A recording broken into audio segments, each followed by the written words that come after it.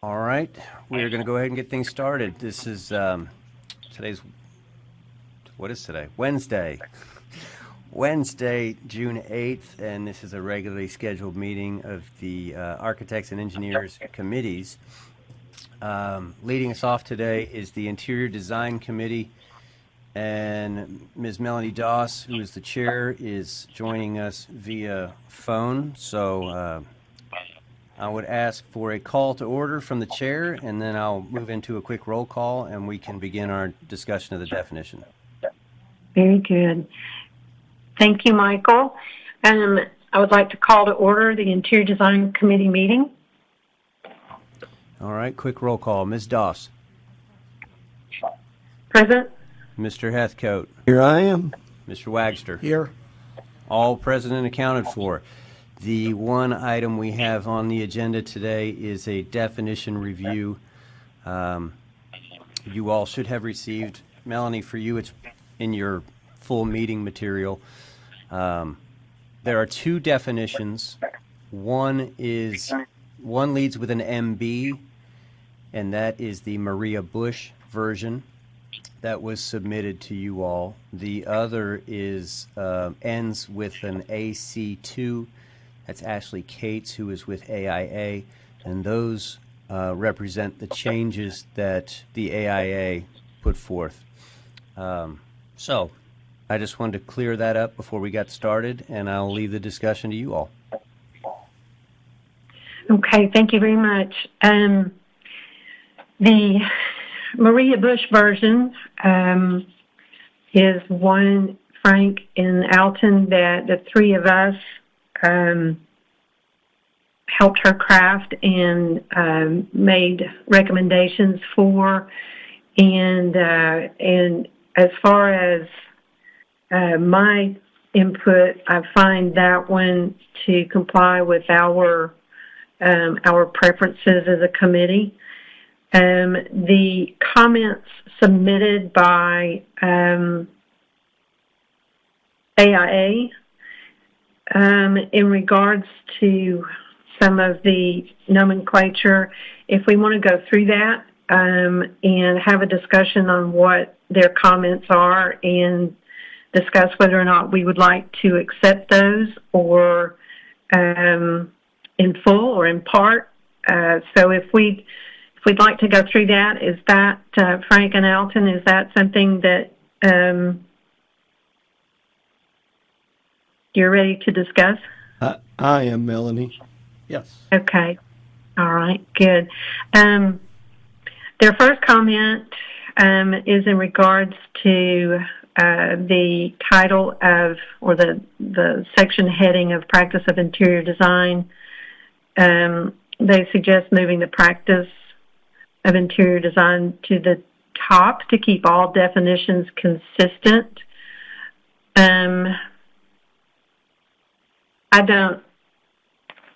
I have the other definitions in front of me, and that is how the others are organized. So if we do that, it does then conform to the other definitions, but we would probably need to make a couple of adjustments within the Practice of Interior Design that I think might affect the definition. And one of those would be their comment in Section 3 under the Practice of Interior Design, where they suggest keeping item number 3 under Registered Interior Designer. I think our intention, where we say in item number 3 under Practice of Interior Design, I think it's more of a identifier as to who we're referring to as far as Practice of Interior Design. What do you all think? Melanie, this is Alton. I agree with you. I think maybe it's better suited where it is. It talks more about the specifics of the elements involved in the actual practice, not the term registration or the TCA code under which it's entitled or titled.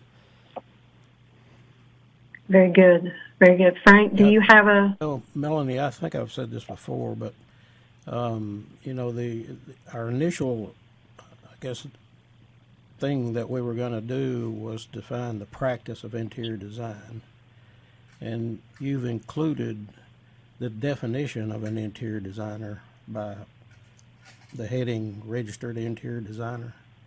And so that's kind of two parts that I don't think everybody else has. I mean, I know the architectural doesn't have the definition of what an architect is. It's the definition of a practice of, you know, architecture. right? Well, I think the difference that we have here is that interior designers are registered as a title act and not a practice act. Yeah. And I think it's important for us to reference that and reinforce the idea that it is that we are registered interior designers. I think it's a differentiator between practice and title. Yes, and it's and you know, we've had this. Well, I know Michael, you and I have had this conversation. It's important, I think, for us to distinguish registered interior designer from just interior designer, because anyone in the state of Tennessee can call themselves an interior designer. And the value of registering in the state of Tennessee is being able to distinguish yourself as a registered interior designer. And so this is a little bit different in comparison to architecture and engineering, in that those are practice acts. And so I agree. what would you like for us to do? I agree with the rationale. I know we had talked about that when we first started talking about the definition and the need to differentiate. And again, I think to me it's better suited at the beginning, where you do differentiate between a professional whatever versus a registered interior designer. Mm-hmm. I do have a question, Melanie, and it's on part 3 of the practice of interior design.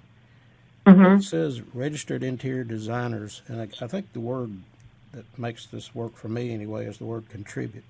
But I wouldn't want this to. It's like you're saying we have interior designers and we have registered interior designers. Mm-hmm. So we're pointing out a difference. We don't want it to be read as registered interior designers can do this and interior designers can't. I don't want Yes. it to be misinterpreted that way, I guess. Right.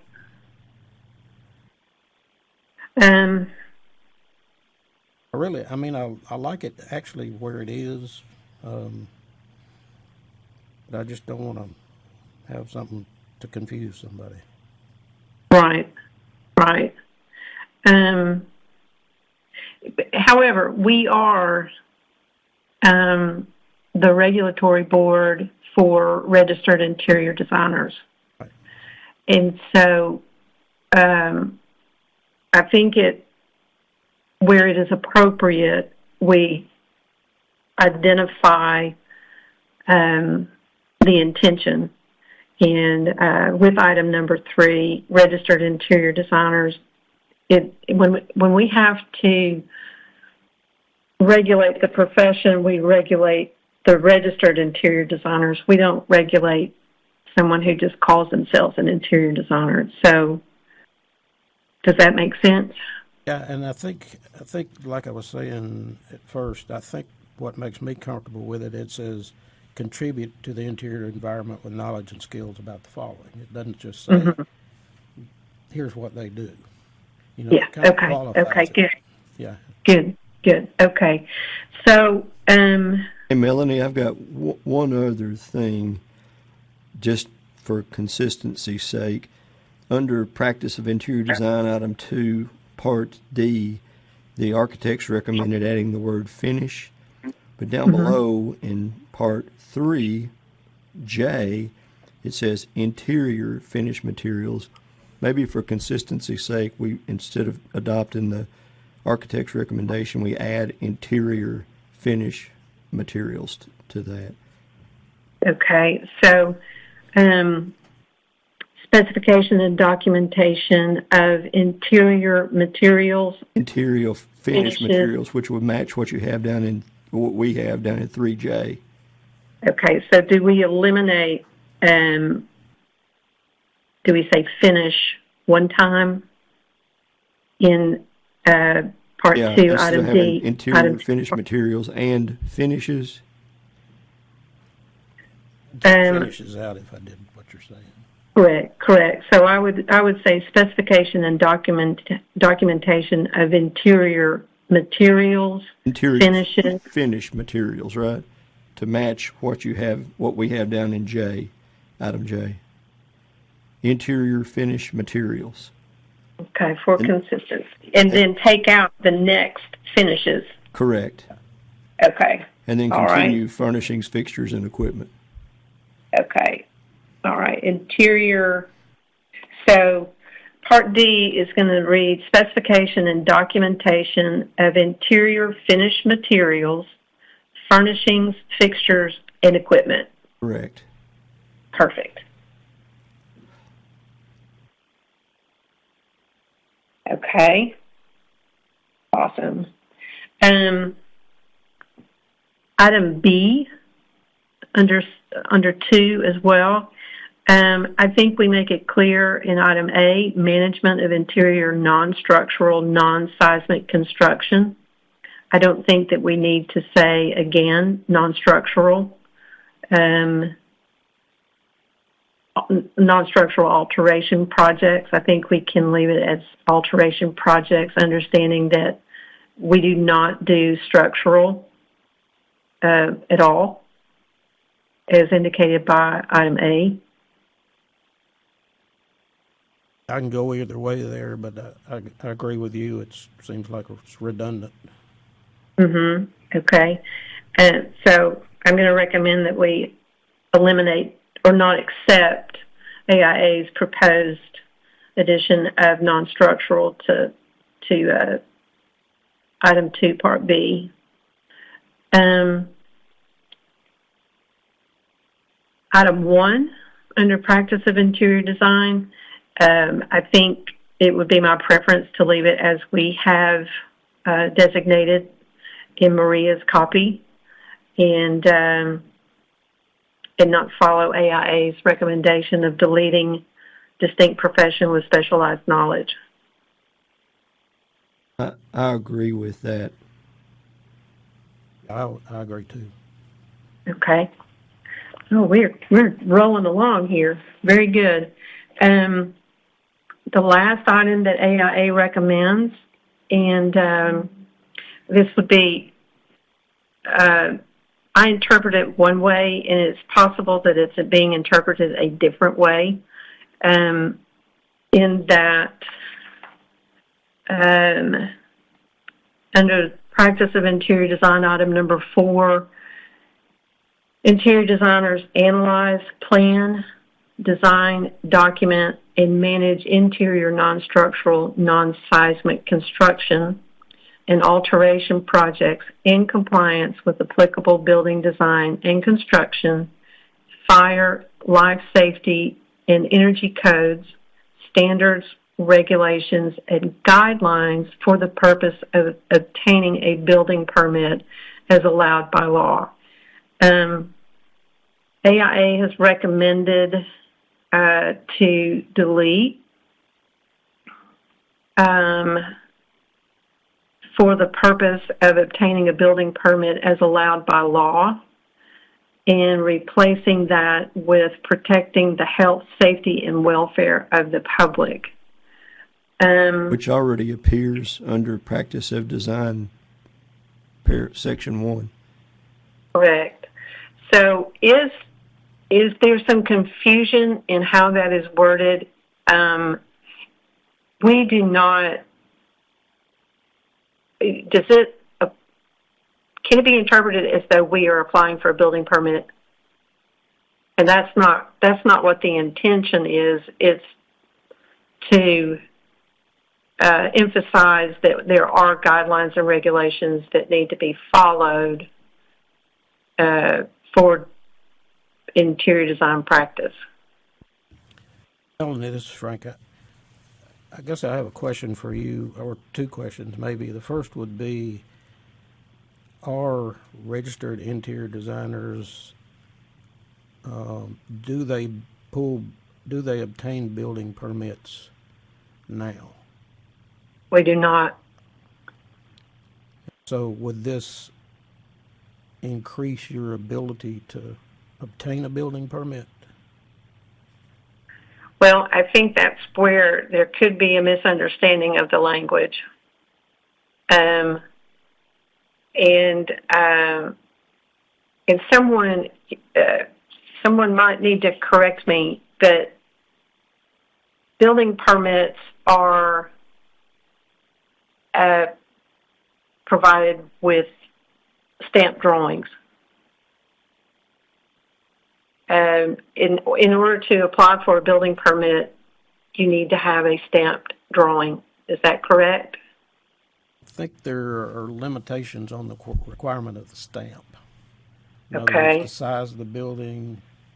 Height of the building. Yeah.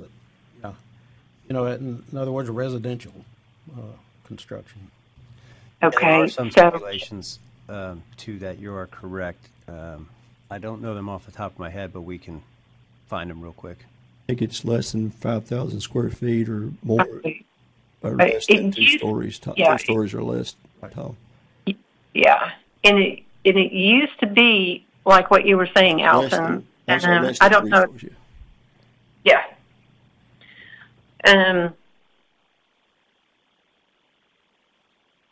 So that's a good question, Frank. We'll have to have a conversation about that, and because I don't want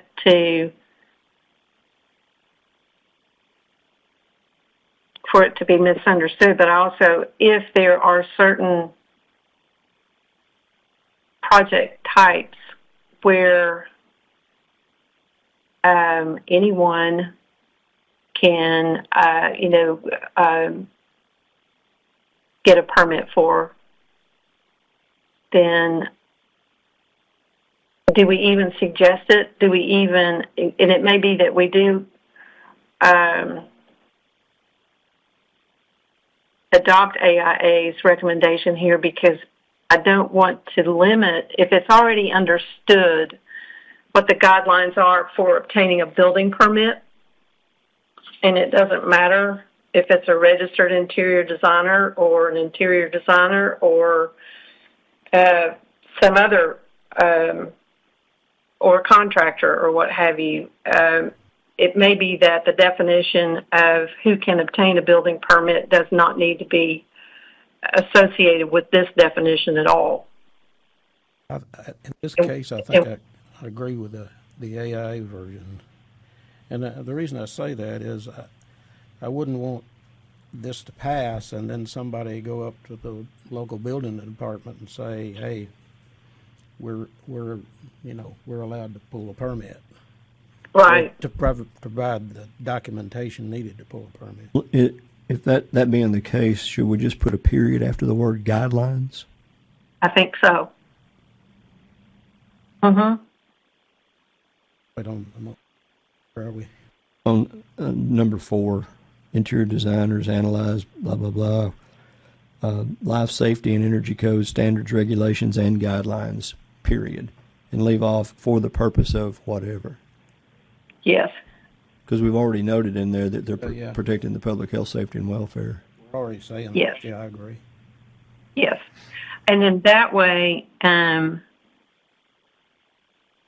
everyone then is required to follow the guidelines for obtaining a building permit, and we haven't enforced that for registered interior designers, but we also haven't limited it. Right. And so I think that's good. I think that's very good. I've got, I suppose, a philosophical question. If and I hadn't thought about this before, but if we set these out as the parameters for a registered interior designer, does that preclude somebody who's an interior designer, not registered, from performing any of these duties and responsibilities? Or we're just It doesn't. saying registered designers have to or perform these services and have to comply with these regulations? Yes, to that last statement. We are not preventing, once again, since we're just we're a Title Act and not a Practice Act, then we are not limiting interior designers or anyone else in their practice by this definition. It's my understanding that the purpose of these definitions helps us to address conflicts as they arise with those who are registered interior designers and registered architects and engineers and landscape architects. So it gives us a basis to which evaluate their conduct.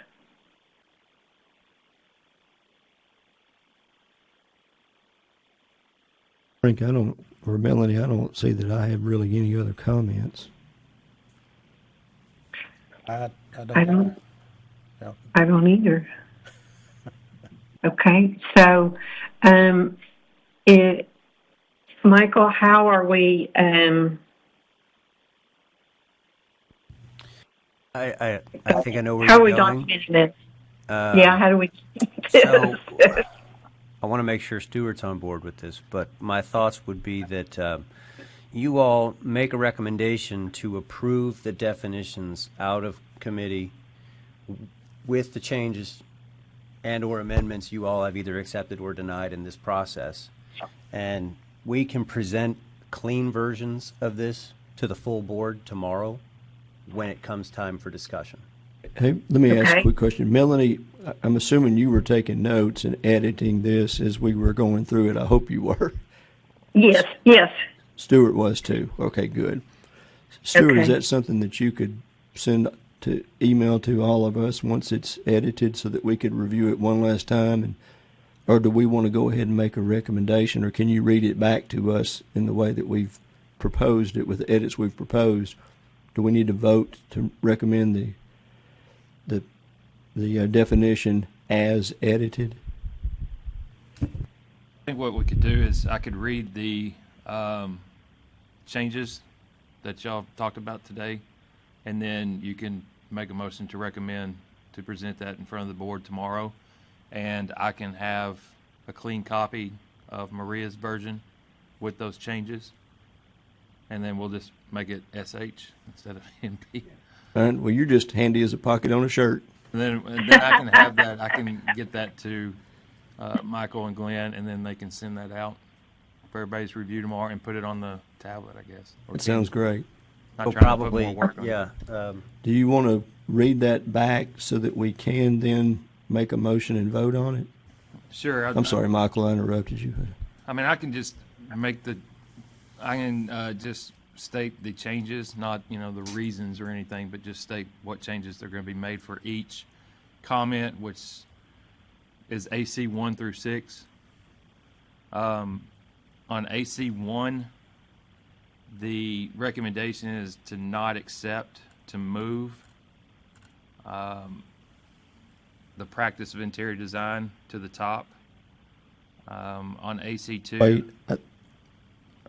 I thought I'm sorry, were we doing that so that it paralleled all of the other definitions? But what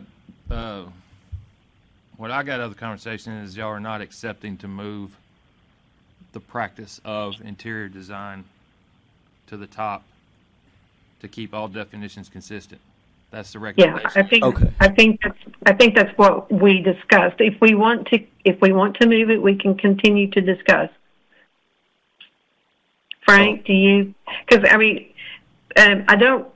if registered interior designer goes to the end of the section, just for clarification purposes, it's on. I don't want to say it's like a footnote, but it would be at the end for clarification.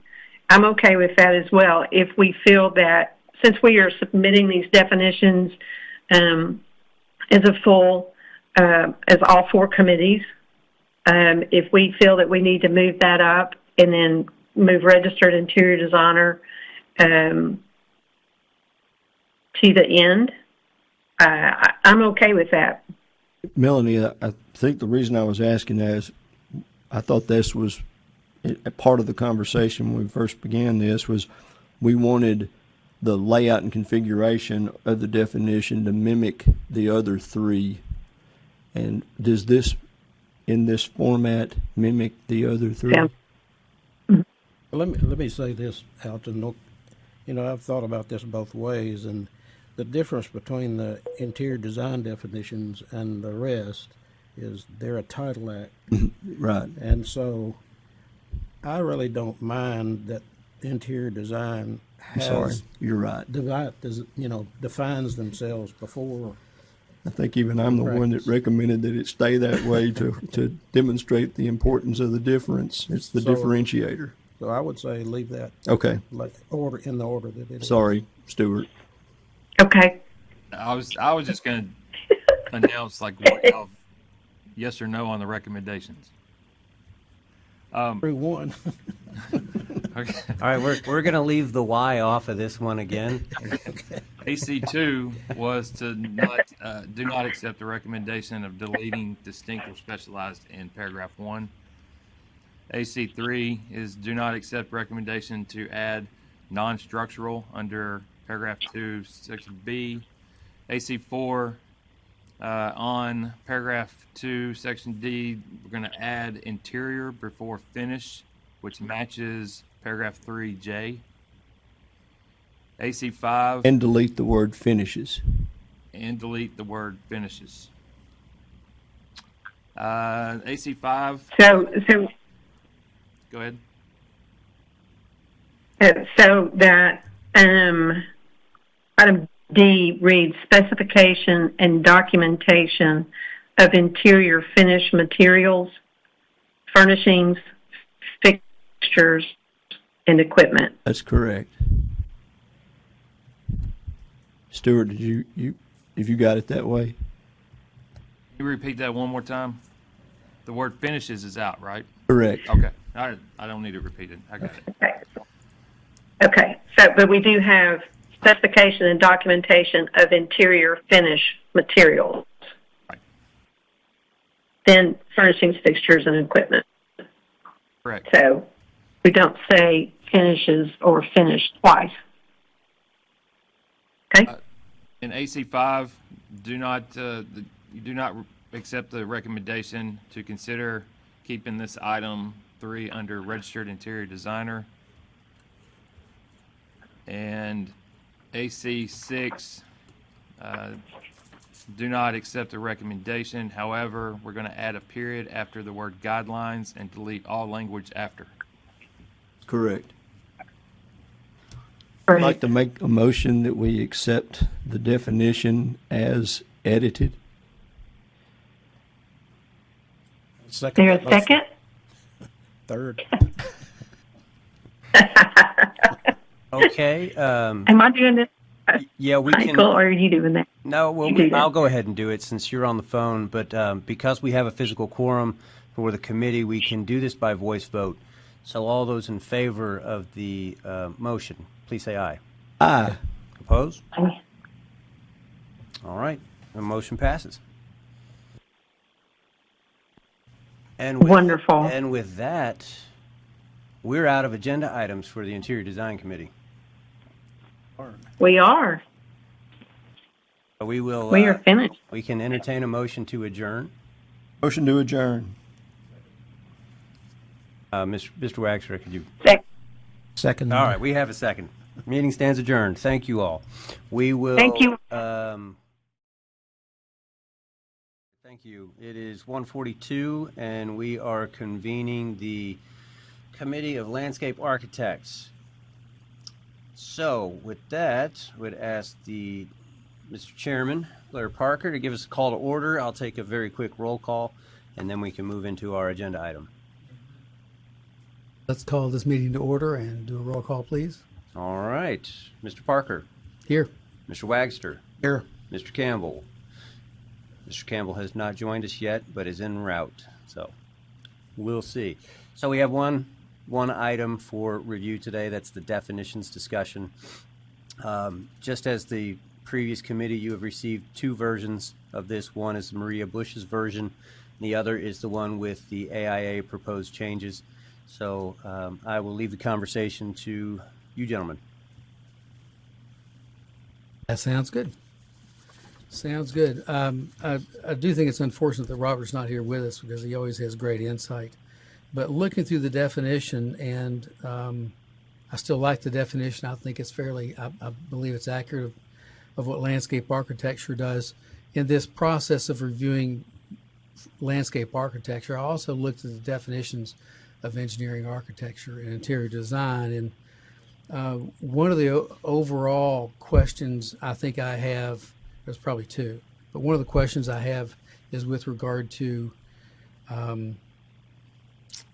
accessibility or a barrier-free design. I believe in both interior design and architecture, it's specifically called out, whereas in landscape architecture and engineering, it is not called out specifically. It's an easy thing to add in the LA definition. I'm not sure it's really necessary, but it doesn't hurt to add it, and I'd like to get the input from Frank on that as well. Going to have to go back over it again, Blair. Barrier-free design is one item that is not included in the definition of landscape architecture, whereas it is included in architecture and interior design. It is not included in the definition for engineering. But we do, landscape architects provide a lot of barrier-free design, especially with our grading design that we do. So we certainly provide that as a profession, and I don't want to be excluded from doing that type of work. So since it's included in architecture and interior design, I believe it should probably be added to landscape architecture unless there's a compelling reason that the rest of our definition, somewhere in our definition, it would include that, and I don't find that. No, I agree with you. I mean, yes, you have a lot of your work is dealing with barrier-free, landscape architecture. Where would you want to, put that in here? Well, I'm looking at 1B, and you go about midway down, and I'm just going to start there on, including the alignment of roadways and trails and the location of buildings and the site area, and potentially insert it after the word area. Oh, wait a minute.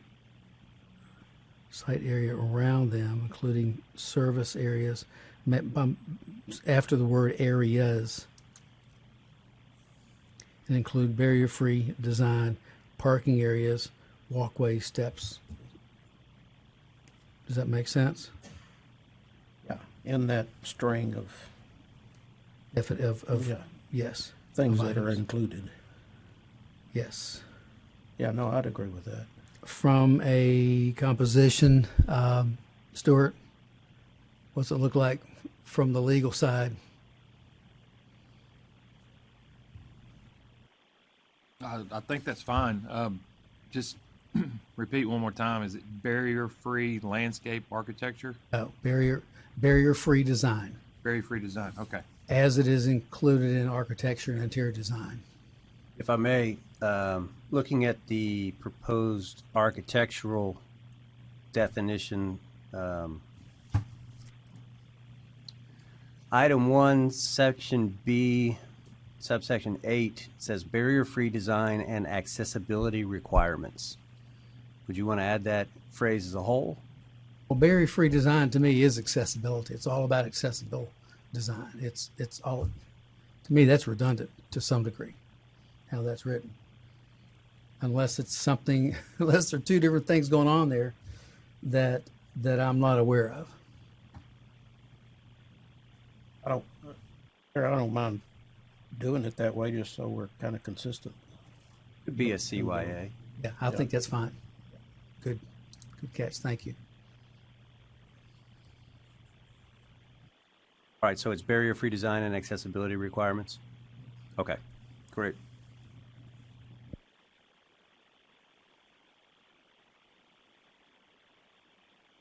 Then I think there is one general statement in the engineering definition that I find interesting, and I don't know why this can't be handled with a global statement.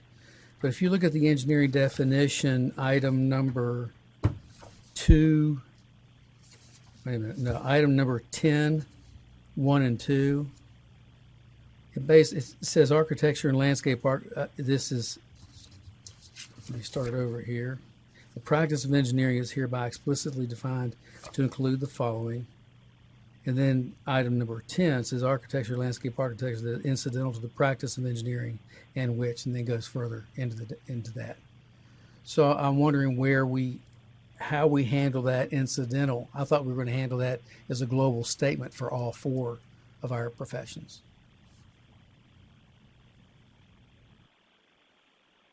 It's a strong statement. I like the statement. Is that something we need to add to each one of our definitions? Where would you propose adding it in the landscape architecture definition?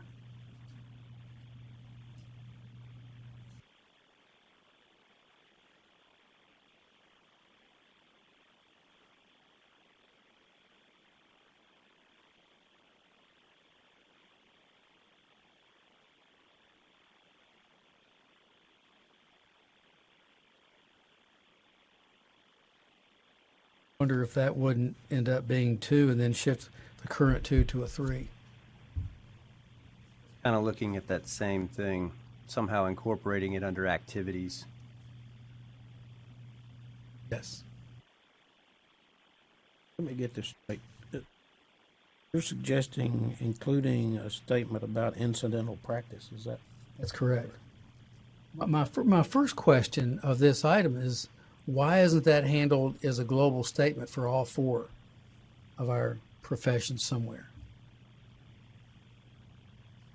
I mean, it seems like we're just going to regurgitate. We're just going to repeat it and repeat it and repeat it, and just lengthen our rule.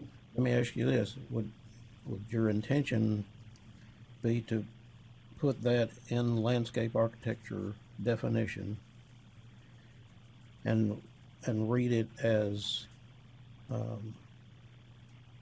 architecture and engineering that is incidental to the practice of landscape architecture and which?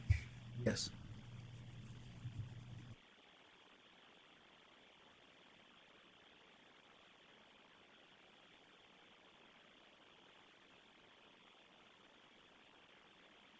Against that, I'm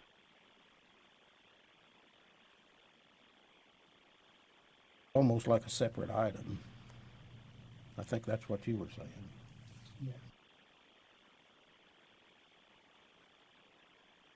In a perfect world, and we were starting from scratch with all of our rules, I would have that as a global statement somewhere.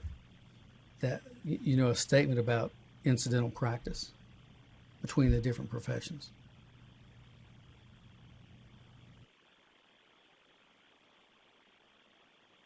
And this is something that happens often in what typically the services that landscape architects provide, and yet you have some engineers and some architects that will provide that and stamp that work.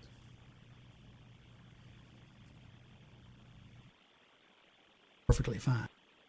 It's not throwing stones, but the point is that if we're doing this on one side, then we should include that for landscape architects as well.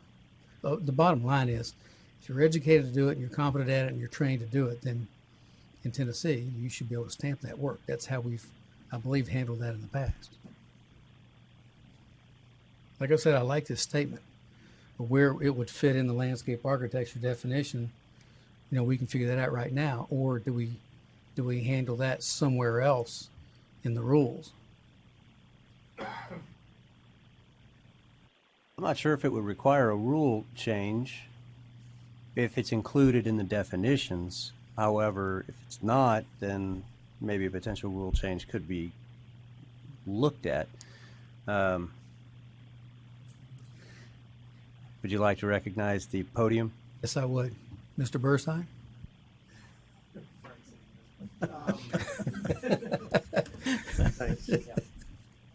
Yeah, I know what you're saying. Global statement would be kind of handy as far as just making it neater, but at this stage in development, it seems like if we might ought to repeat it in each one, and realistically, that's people. We probably repeat other things when you look at architecture and engineering and landscape. There's a lot of repetition in our rules already. But it's handy because when you're looking at engineering, you're not going to think to go look at a global place. So there's something handy about having it all there. And I would say if you're looking at landscape, that number one is the practice of landscape. That kind of describes the practice. And under engineering, even though it's in kind of the second part, the incidental practice is under the practice of engineering part, which is number 2 in engineering. So to me, it would be naturally C under 1 for landscape, because you're saying the practice includes these things in A and B, and the practice includes incidental practice. Whereas when you get into 2, that's what's not considered. So to me, it looks like it'd be 1C. It might be a natural place to put it. If it helps, Stuart and I just had that same sidebar over here, that 1C with the subsets after Yes. makes pretty good sense. Yeah. Right? I think what we're saying is paragraph 2D, design, conceptual design, and/or conceptual design coordination of engineered works or systems would be paragraph C would be C. And then number 10 with the other subparagraphs would be under that.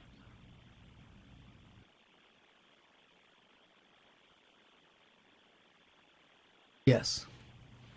Yes. Frank? Is that I agree with that. Yeah. okay? Okay, so that item is Not to let Stuart catch up. making his life difficult. Sorry about that, Stuart.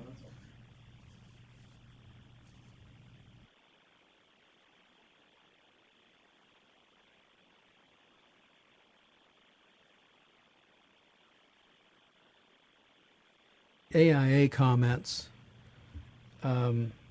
Stuart, we're just going to talk in general so you can keep doing your thing, and then when we get to something.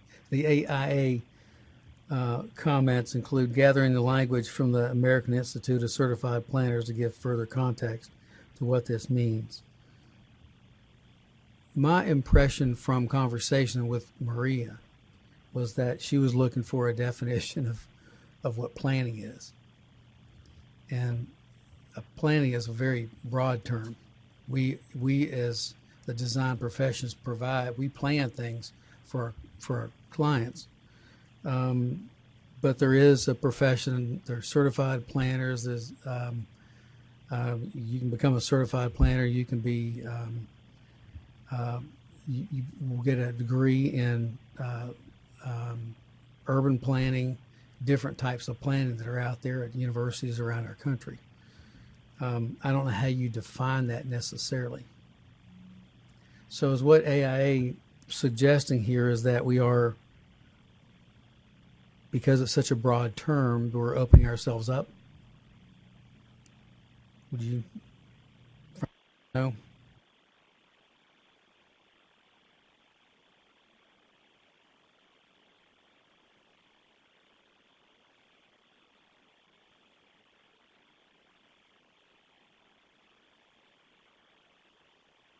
Right by me one more time.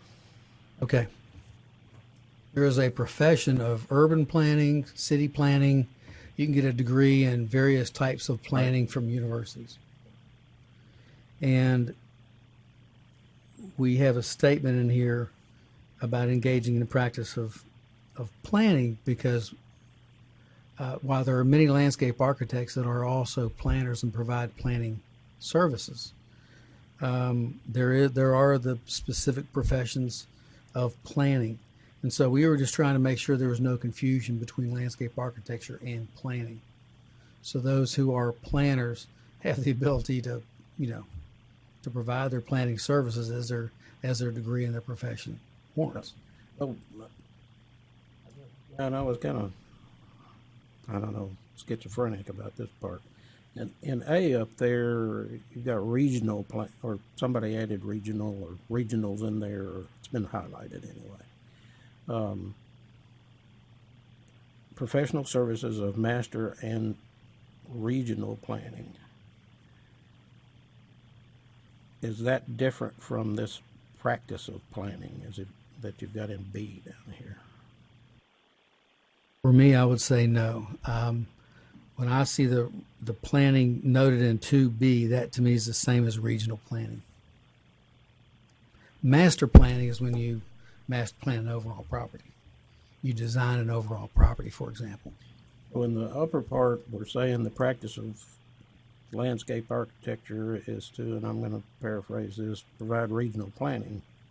But then in 2, you're saying the activities that are not considered the practice of landscape architecture.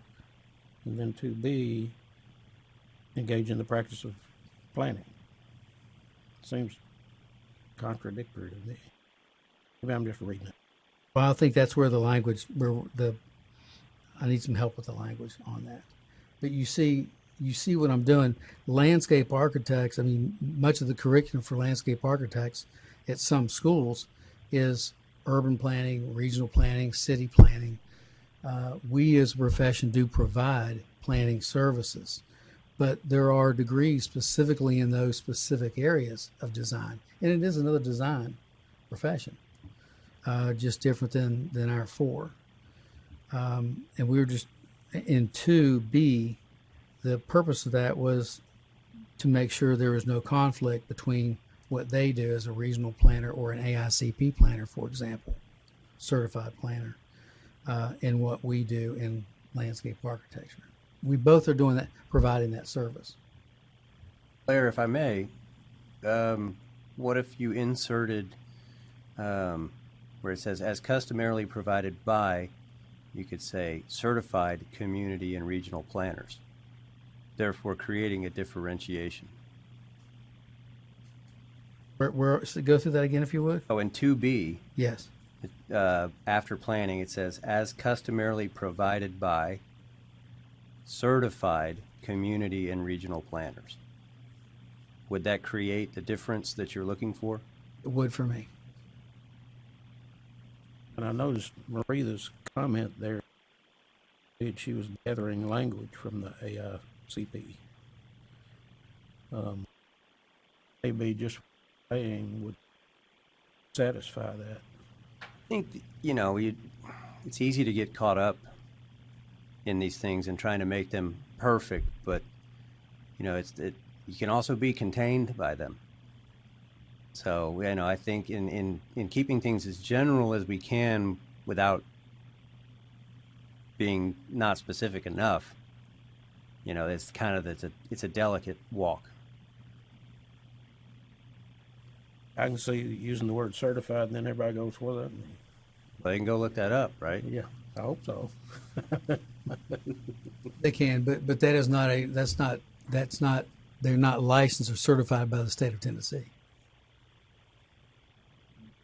That's an AICP, the American Institute of Certified Planners. That's an entity all unto itself. Sure. Much like, okay, so, no, but I like your solution. I'm not wild about trying to define planning because I think that's a rabbit hole. That's a tough. We want to bark down that rabbit hole. I don't want. You'll never come out. I'm just afraid. Yeah. Well, if we left B out, would 1A somehow provide more confusion?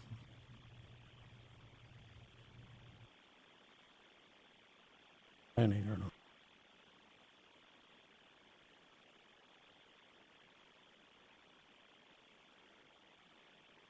not? My whole problem has been, like I said earlier, it's like you're saying you can do it in A, and then 2B, you're kind of saying it's not considered the practice.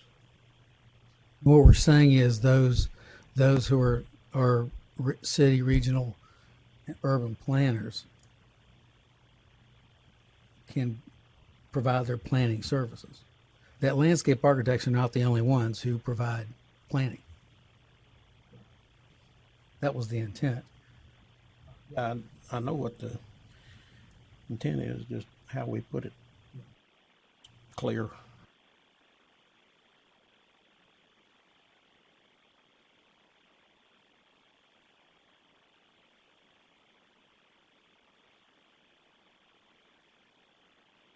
Or we can leave it, this is a rule, right? We can leave it like it is and alter it if we have to. You have that option. You can accept or deny the changes that are proposed. One other thought that occurs to me is municipal. What if you use the term municipal planners instead of community planners?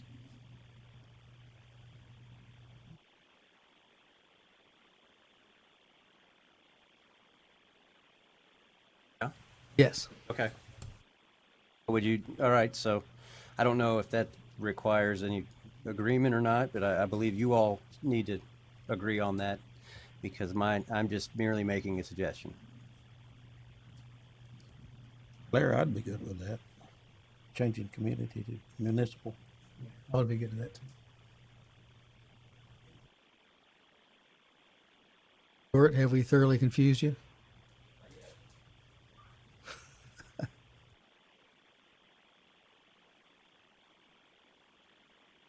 So we have that resolved, right?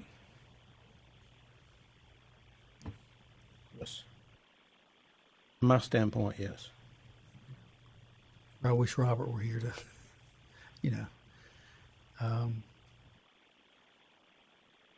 but I'm good with it like that. But Stuart, if you would review the changes that we've agreed to.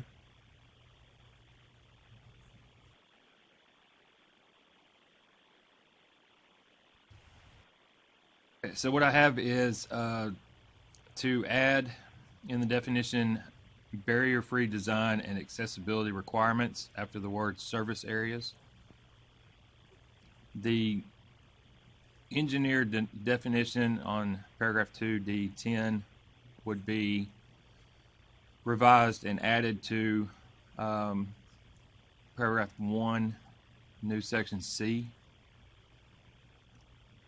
And then on the comments of MPB 1, 2B, no need to define planning, and revise the word community with the word municipal.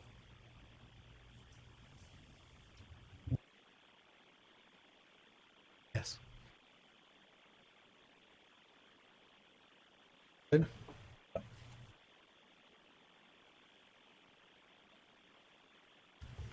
All right, seeing no more comments on the page, are there any,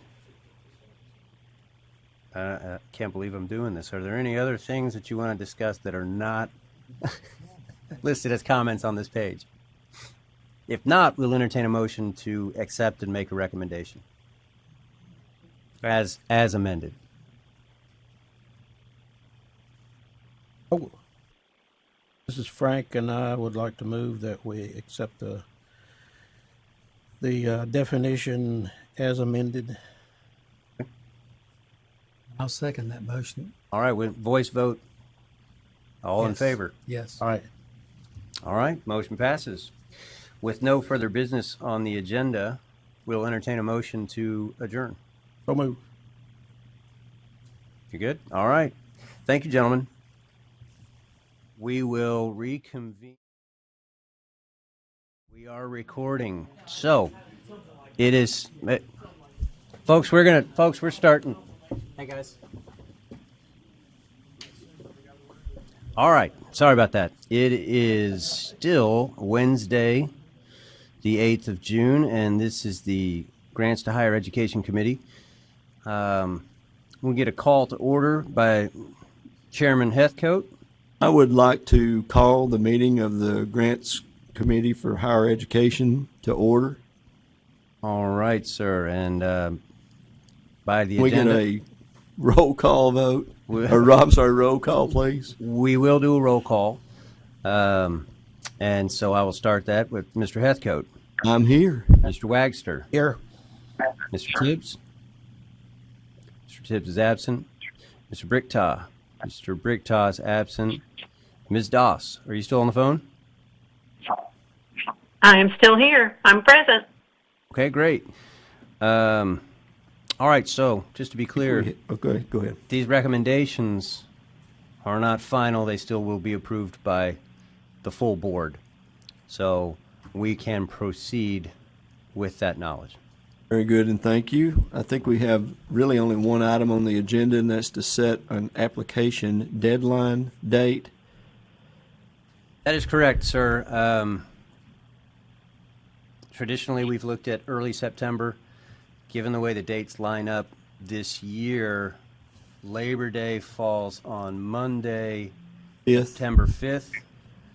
And I would propose, we can propose Friday the 2nd, which is that Friday before Memorial or Labor Day, or Friday the 9th.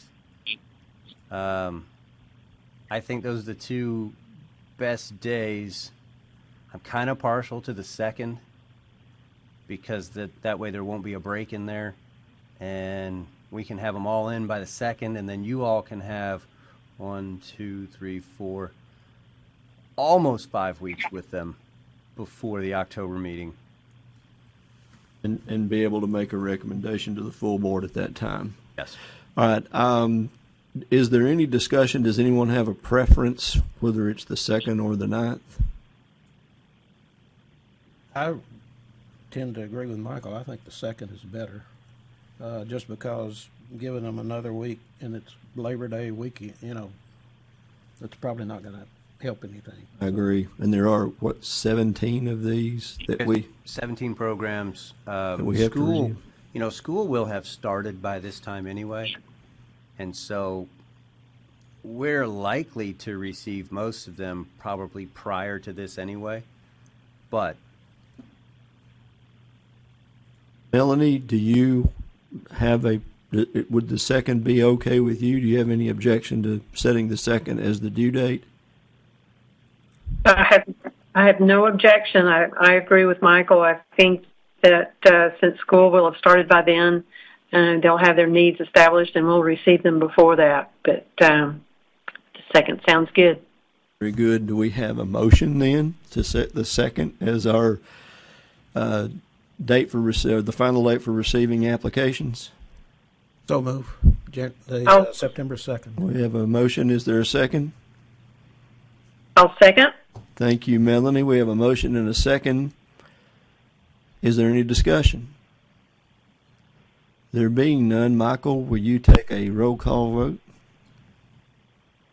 or you can voice vote if you like, or we can do a roll call. Okay, we can do a voice. We can do a voice vote if you'd like. So, all in favor of setting the 2nd as the due date for the applications, please indicate by saying aye. Aye. Aye. Aye. Any opposed or abstaining? We have a unanimous vote. Great. Are there any other items to appear before the committee? There are not, according to this agenda, although I would like to just throw something out there for you all to think about, probably something that may come up in the future, on whether or not you would be eventually extending the grants program to, given the new legislation, extending the grants programs to colleges and universities that have engineering technology programs. That's food for thought, something that I assume will be a weighty discussion. Mr. Chairman, you may want to take that under advisement and let Glenn know moving forward if you want to entertain that and put it on an agenda. I think, and help me with this, are there 3 ETAC accredited schools in the state? Sounds right, but I can't say 3 with a certainty.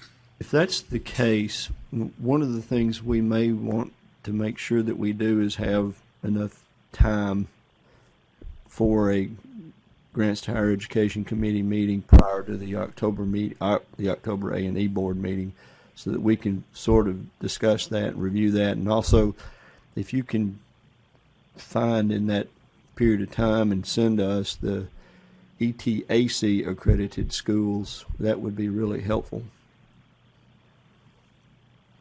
It would bring us to a total of 20. And if you remember, I think we adjusted the budget from 400,000 to 450,000. So one other thing, Alton, that I think would be good to know is how large the student population is of these particular schools. Right. You know, they may be bigger than the engineering schools or a lot smaller, or I don't know. Yeah, because a portion of the equation is predicated on student population, the number of people in that particular school of either engineering, architecture, whatever. Right. And just to give you the answer quickly, yes, $450,000 is current funding level. Yeah, I think I actually made that motion. Okay. That's all I've got. That's all we have on the agenda. I just wanted to kind of put that bug in your ear so that you all can think about it. And, you know, it's June, so there's an August meeting before the October meeting. If you're thinking about it, at that point in time, it's going to be Glenn who's sending you the material. So you'll need to let him know if you want to have a meeting of the Grants to Higher Education Committee to discuss those factors, or if you want to wait until October. Would, if we made the decision in June, would that fairly give the ETAC accredited schools enough time to craft their, I'm sure it would, if they were intent on doing it, they'd marshal the resources and get it done. I find that most of these universities have grant specialists who, so, you know, applying for a grant for a lot of these schools, they have people who are hired to do that. So I don't think that they would find the process particularly challenging or demanding. I think the ones that I'm familiar with, the individual professors apply for the grants. I think they do that at Tennessee Tech, and I know they do that at TSU, and I believe they do it at Lipscomb also. But those are just the 3 I'm familiar with. They may, but we only deal with one person when it comes to it, so I don't know what their process is once it gets to the school, but we only have one contact person for each school. It should be that way. Yeah. Okay. All right. That's a good point, Michael. Thank you for bringing that up. I think that would be merited. When do we, and I know, well, Casey's not here anymore, but do we have a definitive date for when we think that law will be enacted? It will be active July 1. Excellent. It's currently signed, so we're just getting to July 1. It's the formality of the date. Yes. It's Okay. the start of the fiscal year. So if we took this up in June, we'd have assurance that this would be a law by the time they submitted their applications. It is, and this committee could make the recommendation to include those schools, however many there may be, whether it be 3 or 5. You could make the recommendation to include those schools in the next round of letters. When will the letters go out? We'll send these letters out pretty close to immediately. I mean, early next week, because given that it's the due date, 17 of these schools are expecting it. We'll have to find the ETAC schools and get the letters to them as quick as we can. Shouldn't take that long to find the schools. so they could have them within a couple days. But, you know, we've got a list of contacts, and we can just amend last year's letter to reflect current dates and numbers and things like that, which really only would be the date per se. The letter itself is kind of the same thing. Every once in a while, I go through and, you know, kind of clean some things up, but you know, they'll receive these next week. Okay, very good, and thank you. Frank? Got a question. When we send these letters out, do we give any indication of what they might expect as far as monies that they could receive? We probably should not do that. We've moved away from that. When I first got here, there was a set amount. However, we found that some schools went ahead and applied for more because they thought, well, what the heck? Right. And other schools adhered specifically to that. So we've moved away from having an express amount, which puts a little bit more work on you all as a committee, as you know. But in the last 2 years, we haven't reached the point where hard decisions needed to be made. So we've been lucky in that regard. Yeah, Last 2 years, we've actually had more money than we had applications. Right. Yeah, my point was, I was kind of hoping we weren't telling them how much. We're not. Yeah. Okay. Anything else to come before the committee? If not, do I hear a motion to adjourn? I move we adjourn. Thank you. So moved, and the move to adjourn taking precedent over all other items. We are adjourned. Here's that formality. Thank you, gentlemen. Thank you. Thank you, Melanie. That concludes the Grants to Higher Education Committee. We will start the Engineers Committee meeting in 5 minutes. That will be 2:33. We'll just go ahead and round up. 2:33. It is 2:34, and we are going to convene the Engineers Committee meeting. So with that, we have a few more agenda items for this group than we did with the others, but we will begin with a call to order from Mr. Chairman, and I'll take a quick roll call, and then we can move into the applications.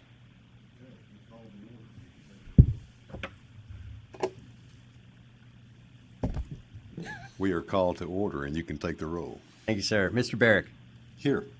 Mr. King, Here. Mr. Heathcote, I'm here. Mr. Campbell, Mr. Bursai. Here. Everyone's present and accounted for. So we can move into the applications for review. I don't know where you all would like to start. We have Lamakia and we have Edens, both of which should be on your iPad. Why don't I go ahead and I'll just say, let's start with Chad Lamakia. Michael, isn't this, I thought last time at the committee meeting, we voted to postpone this until the new legislation was enacted and the master's program counted towards his PE. That is exactly why this was tabled to this meeting, because that law, that new legislation, will go into effect in between this meeting and the next meeting.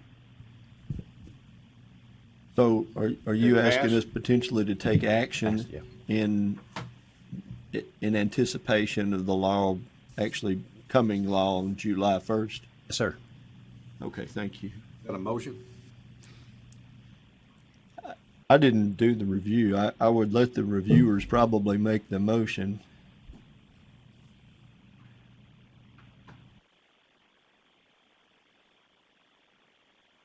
That's sort of a motion. Do I have sort of a second? I'd like to make the motion that we approve this, applicant pending the law becoming law officially July 1st. There we go. Is there a second? Is there a second? Excuse me. Got a second, motion and a second. Any further discussion? Not all in favor say aye. I've got a question. I've got a question about, look, this is Lamakia, Yes, Lamakia. so So he would be allowed having a civil engineering master's, correct? Is because the undergraduate is not engineering.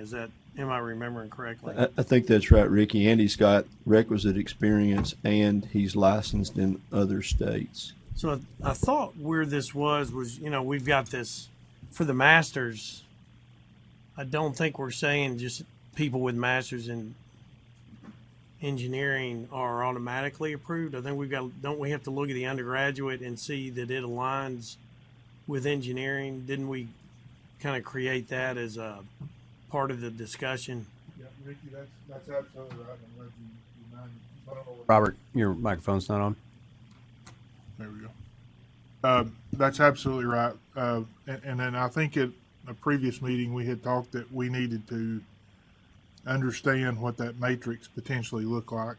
And I don't know that we have done that. We based all this off of the Louisiana law or rule, and they would have certain undergraduate degrees would match up with certain master's degrees. However, we probably ought to go refresh ourselves on. I'm trying to remember how that new law was written, because civil engineering technology may be different, Ricky, than somebody with just a master's trying to get a license.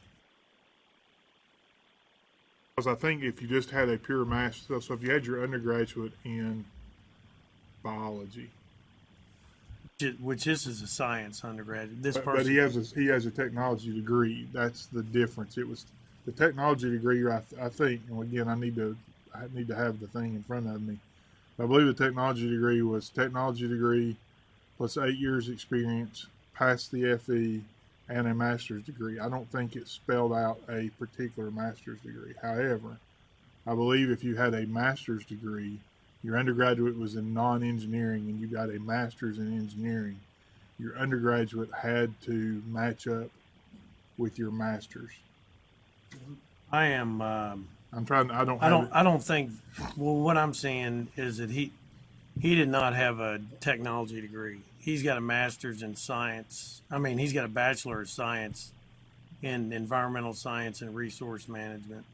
I thought this was a technology He's got degree. I don't think this is a technology degree person. So Okay. I had thought what we were doing was we said these masters applicants, we would accept their application come July 1st and then evaluate their undergraduate program per the kind of our state of Louisiana example. Does that sound correct? There were stipulations. I believe that we discussed this case individually and agreed that we couldn't do anything about it until the law changed, and that once the law changed, that this particular circumstance is acceptable. It is. His degree, his undergraduate degree, is biological science and biotechnology, which is in the sciences realm. And of course, his master's degree is in civil engineering. Right, there were different stipulations set forth within the legislation, and I'm like you, off the top of my head, I can't remember them specifically. However, it was master's degree plus X amount of years experience. I want to say we fell around 8.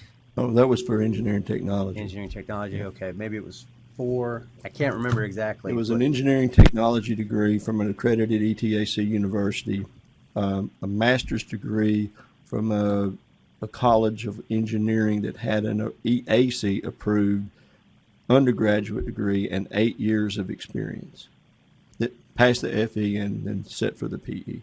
The basic parameters are there for us to begin at least reviewing these applicants in earnest. Now that's really what we're asking here is I think, But this because one's I'm different.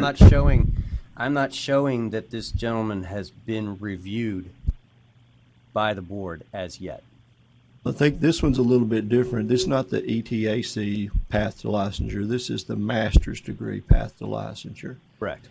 And he's got the master's in civil engineering. He has the undergraduate degree in related sciences, and he's got the requisite experience, and he holds PEs in other states. I believe the term closely related was in the legislative proposal. Yeah, and I mean, at the last meeting, what we said about Lamachia was that when the alternative pathways become law, he might qualify due to masters. In civil, we would need to do the master's chart to decide if undergraduate degree is judged to provide a sufficient base for engineering table until pending legislation becomes law. I mean, that tells me we haven't done the chart yet. My notes say we approved both of them with one contingent on the Tennessee legislature passing the bill that is on the floor today. The bill's been passed. I know. My notes say that the last meeting we approved it Okay. contingent upon the bill being passed, which has now happened. Okay. Yeah, I'm looking at some of his undergraduate information. He's got some level of molecular biology and biotechnical biology, or orgasmal biology. I don't know what that is, but chemistry, molecular biology, physical geology, calculus at various levels. So I'd say he meets the litmus test that it's a related sciences undergraduate degree. Mr. Chairman, I would like to withdraw my second, and let me tell you why. I think we are right now reviewing it. We typically get applications in that somebody on the board has reviewed. This application has not been reviewed by 2 board members to come to the board yet, right? I mean, we're basically. That's what we're trying to decide here. Is I think we need to assign this to like we normally do. Like it needs to go through the same process that every app. We don't need to be putting this person in a category to their own, and we need to have this application go through the normal process and be reviewed under the new law, which he may very well be perfectly great with. But I mean, if we two board members approve him under the provisions of the new law within the next 2 weeks, 3 weeks, whatever period of time, then this doesn't come back to the engineering committee at all. Only would come back if there's some question between the 2 two members. So I withdraw my second and make that comment that I think that we're probably jumping the gun on this guy and putting him in a different category, that we don't put other applicants that we're trying to. Let me apologize. I thought that this already had been reviewed by 2 people. I did too. And that we had tabled it until Yes, sir. the legislation was passed. This is my agree. fault for not clarifying. What we're talking about here is just like Mr. Campbell said, on whether or not you all would even entertain reviewing this through the normal process at this point. Knowing what we know, is it now the time to start putting this through the normal process? Yes, sir. I believe that would be correct. I'm gonna withdraw my motion then, and make the recommendation that we submit it to 2 of the board members for their reviews, the same as we always do. And Action to that? It's done. All right, we can move on then. Can we'll go ahead. We go to the next one, but after the Edens one, can we just discuss real quickly potential on this chart? Does everybody have a copy of it? I mean, do we know what we're reviewing against? Those kind of things. So that's something we probably ought to discuss a little bit before we go too far on all. We can go through the other application. You mean like a checklist? Yeah, or here's the degree, here's the master's degree. I don't know that everybody has access to that. Maybe they do. I don't know. it's in the information that was sent to us, but I don't know if we have a checklist that we're supposed to be gauging that against. Well, I mean, that may be something, the discussion. Yeah. Not a long discussion, just a quick question, that maybe, Mr. Chairman. Okay. Now, for the Edens application, you all had this on your iPads, and apologies, it's a late arrival to the meeting materials, so most of you have not had an opportunity to familiarize yourself with this. So with that in mind, I would ask Mr. Bursai, who was the reviewer who called this to question, to kind of take the discussion and give us his remarks. Is his application on here as well? You see one that just says app_doc? Okay, let me find that. He also sent over an additional. By the way, this is Sharita Morris. I do apologize. He sent over an additional application of theory because I sent it back and said it was light on experience. So he resent it over, and I uploaded it to the doc that you guys have there in front of you.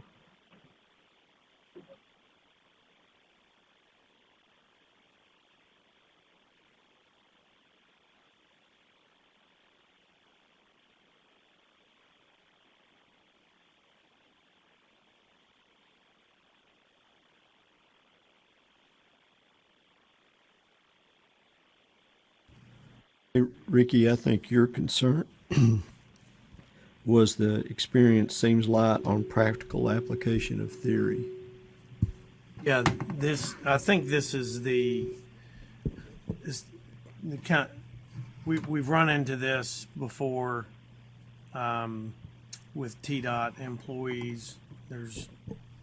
This applicant has 5 years of experience. Looks like graduated in 2017. And when I read the experience, I'm looking for some practical application of theory because that's supposed to be the priority in progressive experience. And it looked to lean more towards a clerical experience, but I definitely yield to the civil engineers on the board. I know that the 3 other times that we've encountered this, we've run into the same issue, and I always go back to the little information sheet that Wanda had provided to us, that part of progressive experience or application of theory included things like construction scheduling, construction administration, etc. There's a whole laundry list under that category. And many of the folks that work at TDOT, really don't, maybe some of them don't do a lot of design work, but they have construction phase services duties and responsibilities. That's the arena that they are in, and we have approved them in the past for that very reason, because it is allowable towards the application of theory and construction administration, construction scheduling, etc. was a part of that, an allowable part of that. I agree. I just and I'm looking for that kind of thing when I look at these applications. I just felt uneasy in approving without you guys taking a look and telling me what you thought. I actually read his, and it was extensive, the information that he included in his application. It's pages of items on specific projects that he worked on and what his role and responsibility was in each one. And it does show, going from a young engineer without a lot of responsibility and a lot of supervision to somebody that was more in a supervisory role and project control role. So, he did grow in the organization and responsibility over that time. These are really detailed list of the practical application of theory and what he's done, both in construction admin and in, I guess, at least review and comment, maybe modification of design.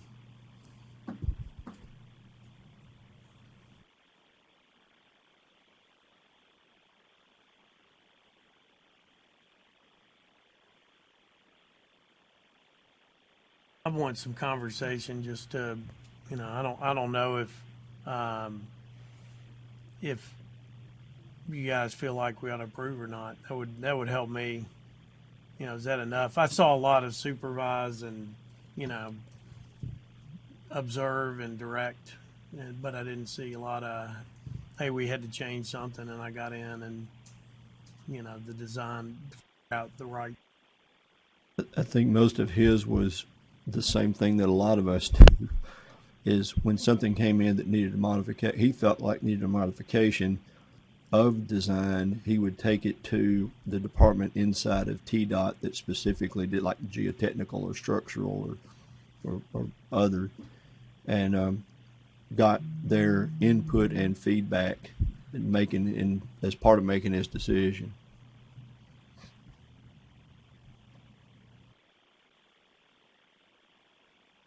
Robert, Steve, what do y'all think?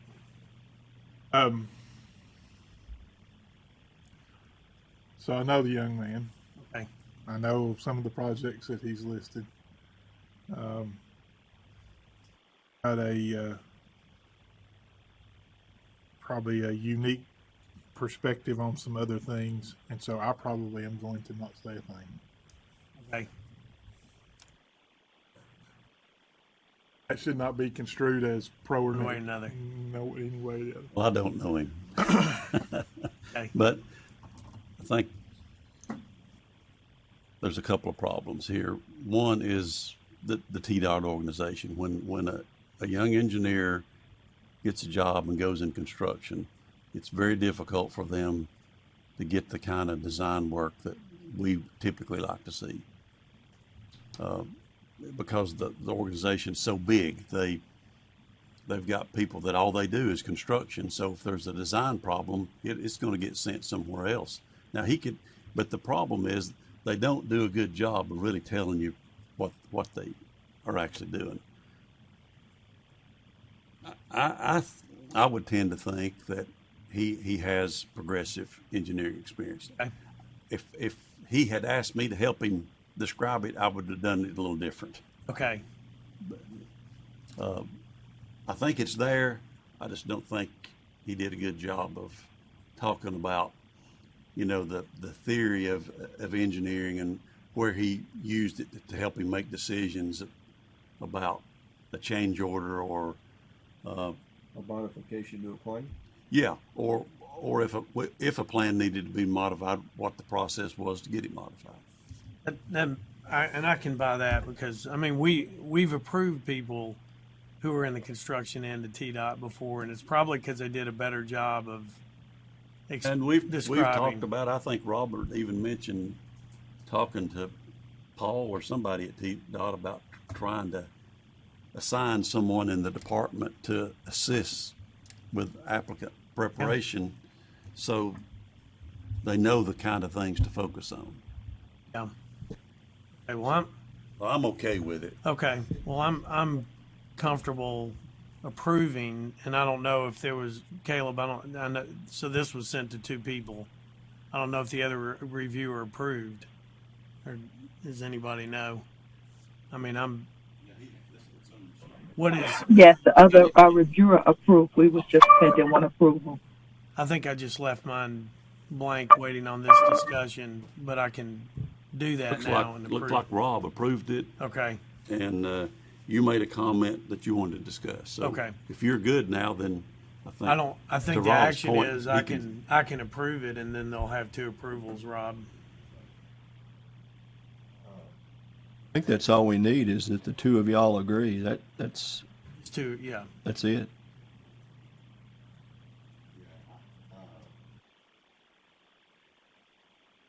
What it's worth.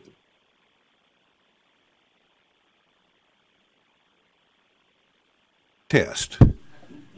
In the for what it's worth department, since I'm a new guy, it seems that there are a lot of people that come out of TDOT that are not working directly in engineering, but before I got here and after I got here, we have approved them. So we operating in a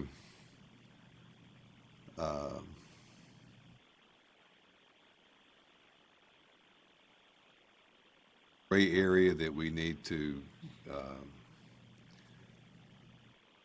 hash each one of these individuals out, or do good approving them, or not hashing about it? Yeah. This conversation seems to happen every meeting. It has happened since I've been on the board, and sometimes the answer is to make somebody wait a year or two and tell them to get more experience, and sometimes it's not. It kind of depends on the description there, but yeah, I don't know that they're all so alike that we don't do a little hashing. But go ahead, Robert. Robert was not being very transparent when he said he knew a lot of information about this person that we don't. That was not the way I put the comment. I said it was. I said I knew he could help us a little. I said let me explain the entire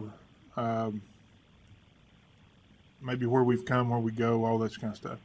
And we've had this discussion. You're right, a lot. We've had this discussion since way before you were on here. And it's a discussion that comes back in the construction world, especially when you are a construction engineering person, right? Because in that context, you are doing some form of engineering, which engineering has got scheduling, and we've got those different things. So the rub that we've always had is, are you a person that's actively involved in, you see an issue and coming up with the solution? You may not be the person that's doing that solution.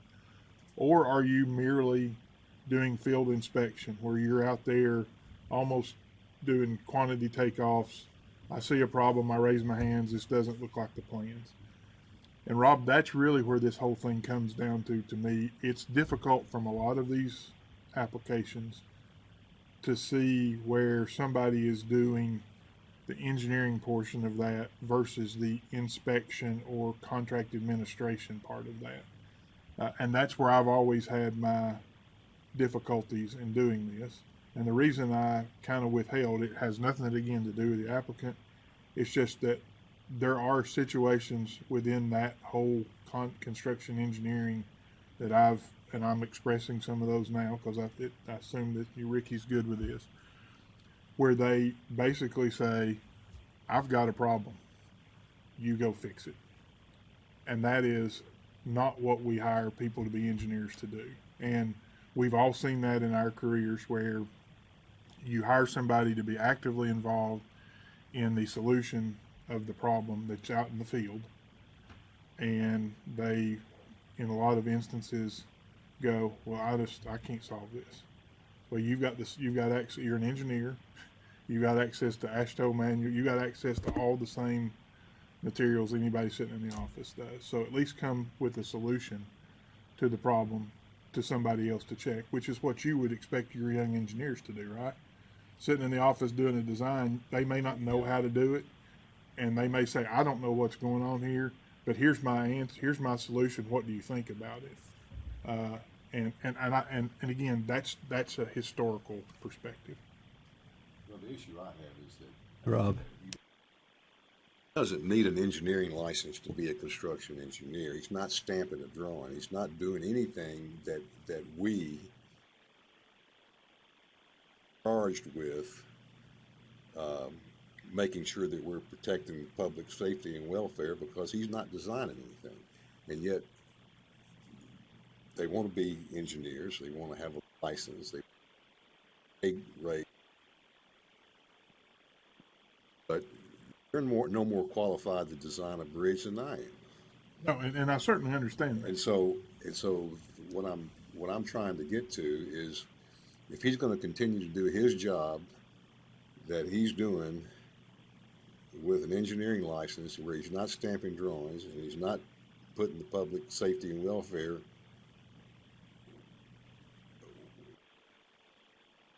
The stated we giving him permission to go to do something else that he ought not to be doing, or do we rely on the law that says you only practice within your area of expertise, et cetera, et cetera, et cetera? That's what I'm trying to get to. And that's, and don't mean to interrupt here, Alton, cut you off, but that's exactly the point. Is once he does get his license, he is able to go do all these other things. And is he getting enough exposure to what he doesn't know in the position that he's in? And is this training giving him enough of that engineering background to be able to adequately make the decisions on what they don't know? It is a frustrating thing for me, and I may be the only one that it's frustrating for. But you have the title of an engineer, and I expect my engineers to be, again, actively involved in the solution process. If you have one of your, again, I go back to it, even if they're sitting in your office and they're your bridge designer or whatever, and they come up to you and go, well, I got this bridge. I need you to design this beam for me. Well, have you tried anything? Well, no, I just don't. I need you to do it. What would you say? You would say, well, at least show me where you start. Give me something, right? And that is, I think, in the construction world, again, I go to two different types. You have the type that is actively involved in that, and you have the type that just kind of throws it over the wall and says, my job is here to make sure that the OSHA stuff is taken care of. We're not got, that inspector kind of role. And that's a tough thing to decide. And Steve's right. A lot of times the way they write their descriptions, you can't get to some of that. So, I mean, I'm on your side, but at the same time, toothpaste is already. And I'm not disagreeing, but that's why it comes. I'm just giving you historical on why it keeps coming up. I'll shut up now, Alton. Sorry. Okay, those are good points. And again, the state of Tennessee has criteria established for what they consider the actual practice of engineering and growth towards being able to get your license. And it specifically does include construction-related work. I think that's... I always think of engineering as being able to be a competent designer and understanding the principles of design and how that translates into construction. But we have set precedent on this before at least 3 times in the last 4 years that I remember, because of the information that the state gives us as these guidelines for what's considered allowable towards the application of theory in the practice of engineering. And I agree, we've discussed this a number of times, somebody should talk to TDOT about maybe having a little more supervisory instruction from licensed professionals inside the organization so that these engineers get a taste of and experience with design in addition to but there's a whole bunch of them that are doing nothing but construction. And if you think about it, you think about the billions of dollars that TDOT has under construction right now. I understand the need for graduate engineers in that program to help do scheduling and monitoring and all of the other construction administration, construction phase services. And if they see something that's wrong or different or a problem or an issue that's come up or a difference that's occurred, then they should have the judgment and the ability to go back and get somebody who is a licensed professional to help give them guidance on how to address it. He apparently, in some of his information, I agree with Steve, it may not be well put together or may not specifically address what we need him to address, but it does indicate that he's sought that and he's come up with alternative solutions and run it past engineers for validation. But again, the language that we have to gauge and determine whether or not he's met the criteria, it specifically does include, whether I believe it or like it or not, it's irrelevant, it does include construction phase services. And he's demonstrated growth and development to a supervisory role. Also has working directly for a professional engineer. Well, 2 of the people that signed that were references for him are licensed engineers in TDOT that gave him very positive marks. Yeah, but they were his quote supervisor. They had supervisory control of him. Both of them indicated that. I know, again, they did. It's good. no organization that. So again, I agree with you. We can't talk about this. So two things, and maybe it's because my daughter graduated law school this weekend that I've got my make sure we say Congratulations. everything right. Well, no, hell, it's anyway, long story.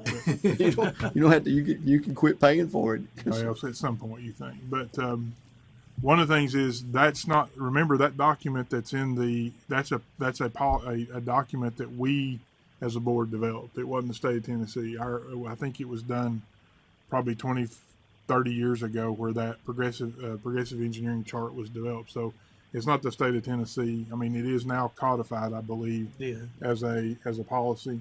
No, it's a rule now. Is it a rule? We added to the rules. Did we add to the rules? Like a year ago. This thing right here. Yeah, but it was we done added. by our RAE board, so it wasn't like it was Right. And it was meant to be a guideline, not a end all be all. I mean, everything shall, right? It was meant to be, these are things to look for. And so that being said, I just want to make sure we understood where that document came from. It came from our board. And again, I'm going to say this and probably keep saying this, but even some of the things in that board, it talks about scheduling, right? And scheduling is scheduling is one of those things. And here's what I have seen in the construction world. There are people who develop those schedules using Primavera and other pretty extensive softwares down to how many people are tightening up the bolt on the structure. And then there are people that get that schedule and go, yep, that looks like a good schedule. I hope you're done by the 24th. Okay? Now, both of those could be looked at and you say, well, that's scheduling. Well, I would tend to disagree with that. I would tend to say that the person that developed that schedule knows that project intimately. The one that's looking at that schedule going, you're supposed to be done paving by the 24th. You're not done. So you get, whatever happens.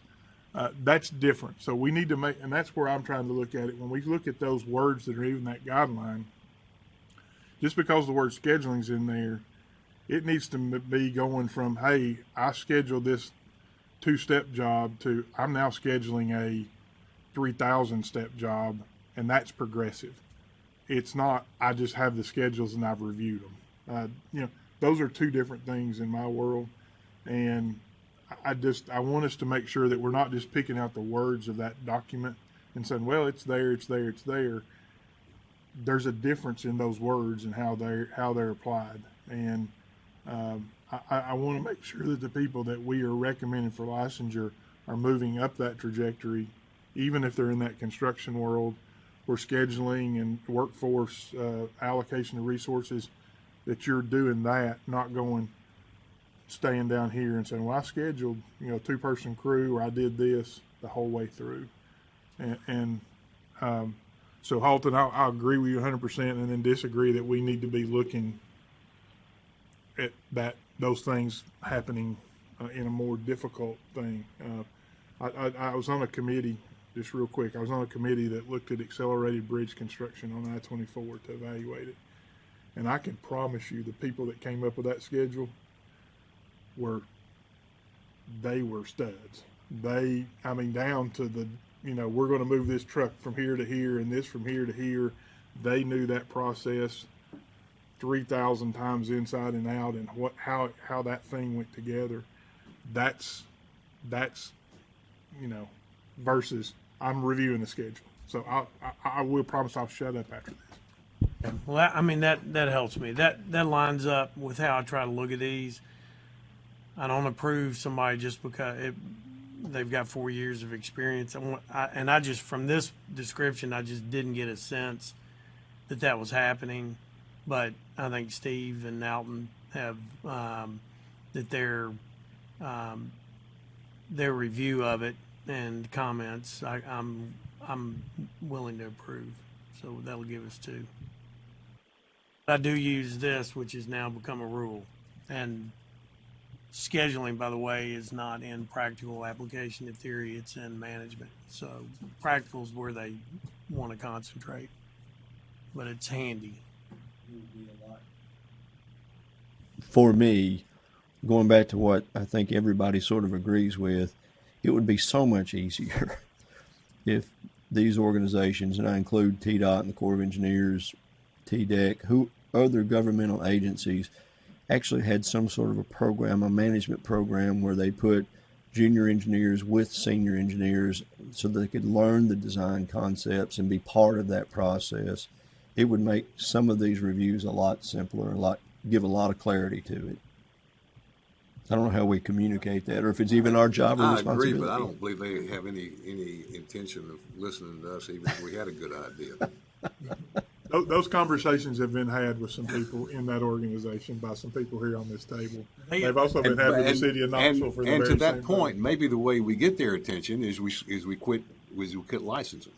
We quit approving them, and then there'll be a more serious discussion about that. But like I said, that toothpaste appears to me, as a new person, to have been long out of the tube, and yet we're not all that comfortable with it, and so we flog that horse every time one of them comes up. We do. I was just trying to see if we. I think you're exactly right. I mean, they could, within their organization, eliminate a lot of this grayness. Good. Okay, so you're gonna approve. We're pressing on, Michael. What do you want to do next?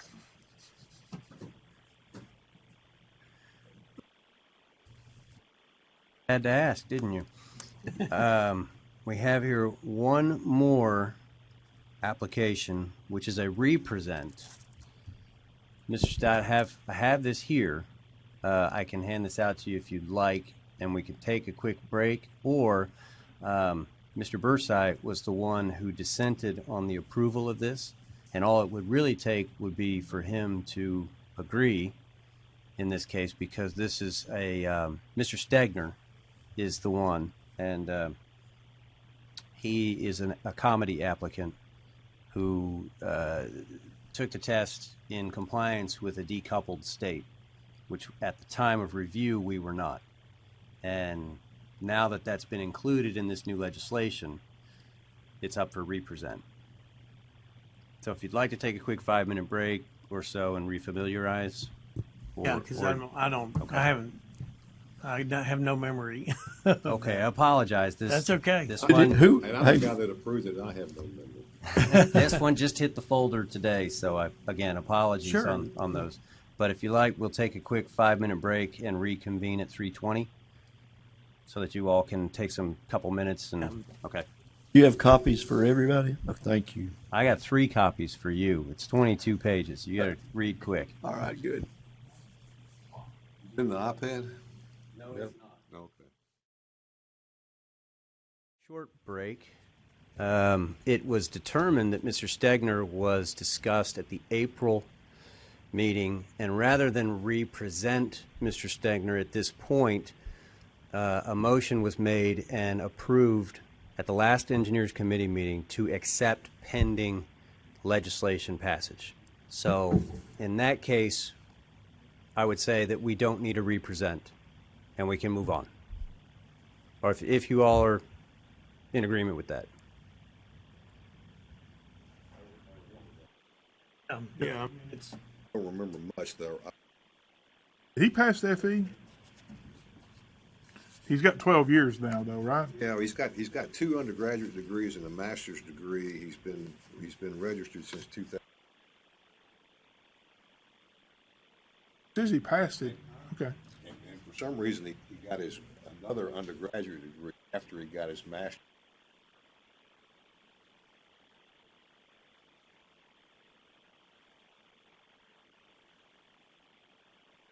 I probably approved him the first time through, I'm guessing. But to me, I thought the comedy didn't have to be in order, so I did it because of that. Eric approved him first. This is Megan, by the way. And he took the FE and passed it in Colorado in 2009. Okay, so that 12-year cycle for us would make no difference then. I mean, he's Correct. had it, but since he's passed it, the 12-year thing doesn't matter. Right. So we could. I think, He passed in 2009. according to the minutes, which we have not approved yet, but I'm sure we will shortly. These committee meeting notes are not minutes. They're just Ricky's notes. But just my notes, because we have. Well, hell, every I'll bless meeting. them, and then we approved him. Right, and just to repeat that, we approved him on contingent on pending legislation becoming law. You mean read it? No, I just Okay. I just said what you said. So Okay. since your microphone didn't light You said up, it. You said it better. Okay. I don't have as rich a baritone like.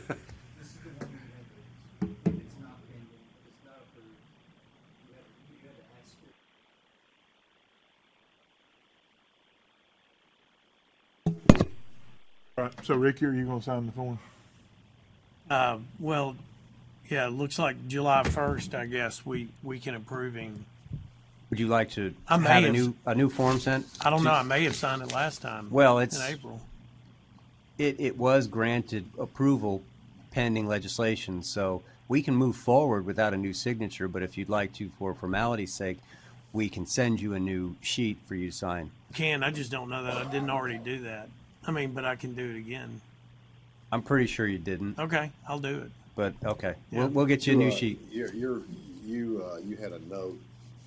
No, I mean, at the last meeting, Oh, that sometimes you they didn't send wait you, to sign it, okay. like when we make a decision in a meeting, then you go ahead and do it again and sign it and approve it. And so we may have done it, but I'll do it again. We'll get it, and put it in his file, Okay, and then move forward. we'll do it. Okay. Okay. We're Now, now.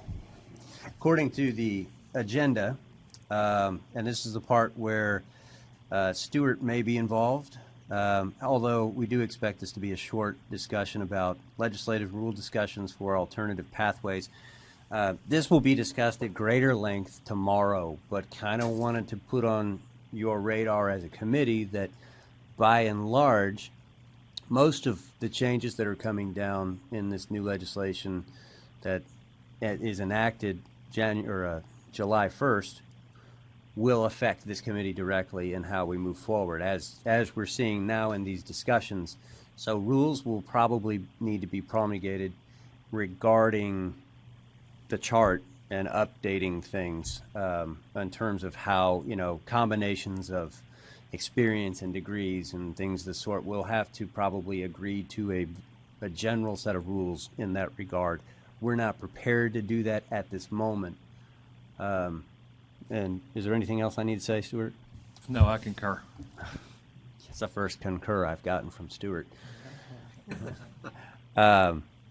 So I want to put that on your radar. It's coming. I would expect that either in August or October to start. In the meantime, we have a loose set of guidelines that we can work from.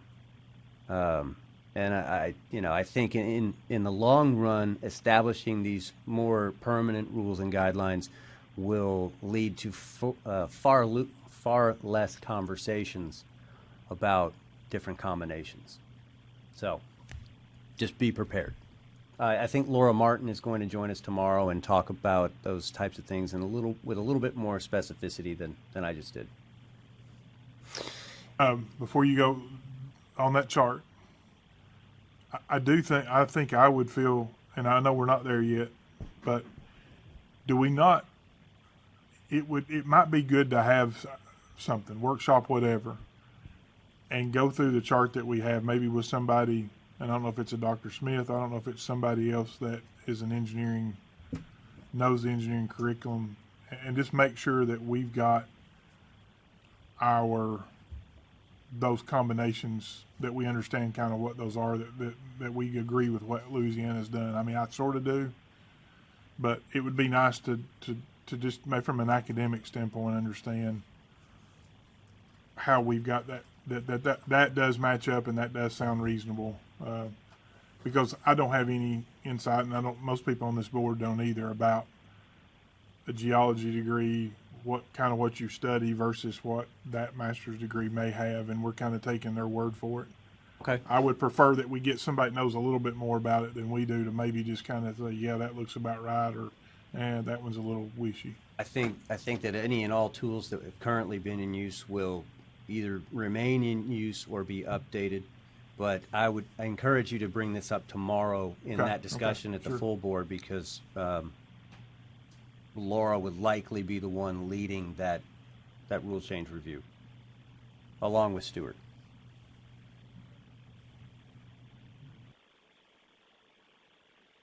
Okay.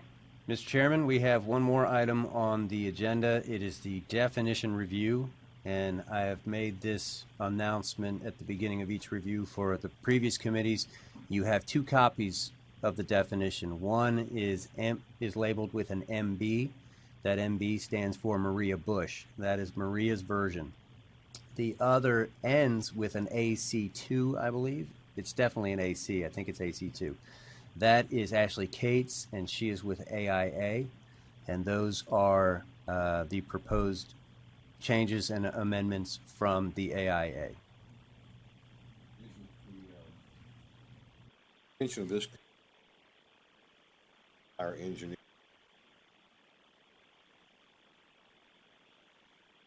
Eric, your microphone needs to light up. You can pull this forward if you like. Is it the intention of this committee to deal with our engineering definition only and let the full board deal with the questions of definition for the other disciplines? The other committees have reviewed their specific definitions only. Okay. All good with that? I'm good with that. Okay.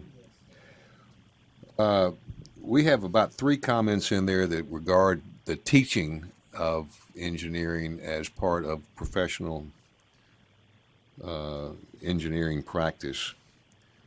And the question on the table is that, should that be in the definition or should it not?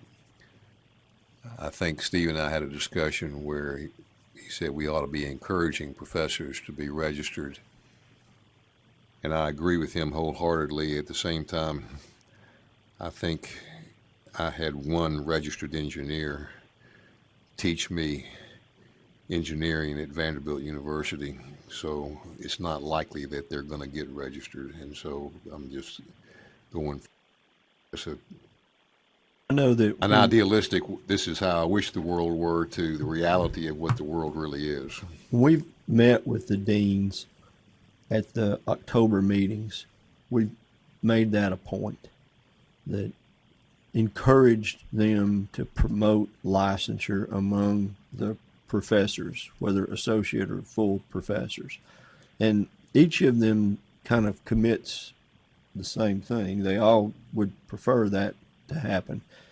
But quite frankly, I don't know what the constitution of the makeup is at any of the engineering schools. How many of the people that are teaching engineering are actually licensed practitioners? Do we know that, or do we have that information? I think we know that they're not all PEs. I agree. And I think a lot of the associate professors may be PEs, people that are out in the community that are practicing, but I don't know about the full professor. I think, if I may, I think we're maybe talking about 2 different We are. things. Promotion of licensure with professors is great. That's a totally different thing than putting it in the rules to define the practice of engineering, such that my concern, I'm kind of thinking we need to strike this out of these definition, because if this is in here, somebody coming along, a board could come along in the future and say, if that professor's not a PE, that's unlicensed practice. It is. That would be an interpretation. Unlicensed practice, and they all have to be PEs. I don't think we're saying that all professors have to be PEs. I think we're encouraging, but I think to put it in here, somebody could interpret that, because what we're talking about is this becoming a rule, right? These definitions, somebody could interpret that to say you have to be a PE to be a professor because it's in with all this other practice of engineering. So unless I'm not thinking of some aspect of it, I don't think this belongs in this definition of engineering. For the record, if I may, sir, we don't keep track of discipline when it comes to PE licensure. We just keep track of total numbers. But the universities probably have that information. Certainly the schools of engineering have that information. Whether or not their professors are licensed. Correct. If we have a professor's name, we have that information. Yeah. But we know there are multiple Again, professors in every college of engineering that are not licensed. That's correct, and it's two different. that. What we're talking about is two different issues. What Ricky said is right. This can be construed as saying that if you're teaching at a university the principles and methods of engineering design, the implication is you're practicing engineering, and that I'm not sure that's what we intended. But so let me ask this question, and again, let's get away from licensure because we're the definition of engineering. We're not everybody. A potential applicant could meet every part of this definition and not be licensed and not get licensed for whatever reason. Do we believe that teaching engineering, and I don't know that I have any feeling for this at all. Do we believe that teaching engineering is the same as engineering? No. Okay, then it ought to be out of the definition. Because this is a definition of engineering. It's not a definition of preparing people to be engineers. It's not a definition of, if we believe that teaching engineering is not engineering, then it shouldn't be in the definition. And I tend to agree with you, I think, when I look at it. I know that there are engineering professors who teach subjects, and they I would not want them to be practicing engineering because they teach a subject that may be so narrow that it would be tough. Now that's, again, Some people practice in engineering fall into that category well, sure they too. do, but they've become licensed at it. Yes. Okay. They've evolved to that. So that's just my off the top of my head. But Steve had other things to say. Well, I think I tried to articulate this in the car on the way over when Rob and I were talking, and I think Tony weighed in on it. But our existing code says that teaching at a 4-year institution constitutes experience toward licensure. So, in Tony's mind, that doesn't mean it's practice engineering, but in my layperson's mind, if we're saying that teaching qualifies you as your progressive experience, that's what we review for. So we're sort of saying we're sort of saying it a different way, but in the code, in my opinion, that says it's engineering. Now, every professor I ever had, I don't think could or should be a professional engineer, but there are some that should. I actually had two that were PEs when I was at Tennessee Tech, but regardless, I agree and understand what you're saying. I agree with and understand what you're saying, but I think the interpretation, this is a definition of engineering. By that I assume it means the practice of engineering. And it says teaching the principles and methods of engineering design. That would be construed by this definition as practicing engineering. And to Ricky's point, by strict interpretation, I'm not sure we can and should do that because they're not practicing engineering, but it could count towards their experience in getting a license. That's two different things. I agree with Steve. It is a contradiction. I think we allow it experience because we're promoting licensure with faculty. We think that's a good thing overall, for the profession and health, safety, welfare of the public is to have licensed faculty. I think that's why we allow teaching experiences, progressive experience, but I don't think we intend to require that all professors are PEs. I don't ever remember us. That's a movement I think we're sure to fail. Yes, I agree. You know, and so that's my thought with putting it in a definition is somebody could try to use that legally to say you got to have PE to teach. I don't think we're trying to do that. Let me ask this question maybe in a different way. We come down here and say in E, and this is commissioning of an engineered system or structure is considered the practice of engineering, okay? But by your logic, I think if Say that again. the commissioning of an engineered system or structure is considered the practice of engineering. Okay. We got that in the definition. So I could come down here and say, because I'm not commissioning, I'm not doing that service, but it's in the definition, is that not sort of the same thing? By not being in there, what's the word? When you leave something out?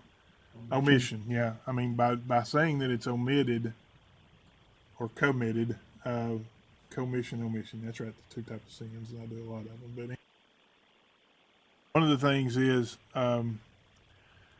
just because it's in there and we don't do it, you see what I'm saying? And because teaching's in there and you don't have that, does that make it any less part of the definition? Gentlemen, if I may, just briefly, pardon the interruption. I'd just like to point out that within the first few words, it says services or creative work may be referred to. It doesn't say has to be or is or anything. It says may. So I want to cut to there's the room. chase here. Can you imagine what would happen if we said you can't teach engineering unless you're registered? And that's kind of my point. I'm just think about it. Now, there's some things in here that you're supposed to, as part of the definition, but you may not do those. Just think about it. So then but they should still be in the definition, right? Well, I mean, Well, but it counts towards professional experience. So does teach. I mean, I get continuing education points for being on this board and doing a lot of other things that may not be practicing engineering, but I mean, just the reality is You wouldn't get credit towards your experience just because you served on a board. There's two different things here. I get teachers get credit. PDUs for doing stuff like that. But again, that's a different scenario. Teachers get credit for teaching towards getting their PE. That experience they can use it towards getting and setting forward their professional license If they exam choose want to. If they choose to. But if you interpret this the way it's intended, and I understand the word may is in there, but teaching the principles and methods of engineering design is considered the practice of engineering. Yeah, okay. I'm just saying the reality is we don't want to say to every college professor that's teaching engineering in the state of Tennessee, until you get licensed, you don't have a job. Exactly. I Or agree. you can't teach at a college without a license. I don't want any part of that. Neither do I. I don't even want to think about it. I agree. All the more reason to strike it from the definition. And I think Robert, the difference is commissioning's in here. Not everybody does commissioning, but if you do commissioning, there has to be a PE of an engineered system. There has to be a PE in responsible charge. Teaching, we don't want to say somebody at the school's got to have a PE in responsible charge. We've never said that before, and I don't think we intend on saying that. So commissioning belongs. I'm thinking teaching doesn't belong in this list. I want to agree and then I want to disagree. And again, that's probably because English sometimes gets me messed up. But when I think about people, is this the definition of engineering? Now we're not talking about the practice of engineering. I don't know that it's a definition of engineering. So if somebody held up a piece of paper and said, I want to define engineering, because there's a lot of things in here that are not necessarily the practice of engineering. that we may end up doing. Like the review and coordination of technical submissions may be done by somebody that's not an engineer. So I'm trying to figure out, is this, by teaching engineering, is that a definition of engineering? Well, if you look on The part principles and 2, methods. look on part 2, the practice of engineering is hereby explicitly defined to include the following.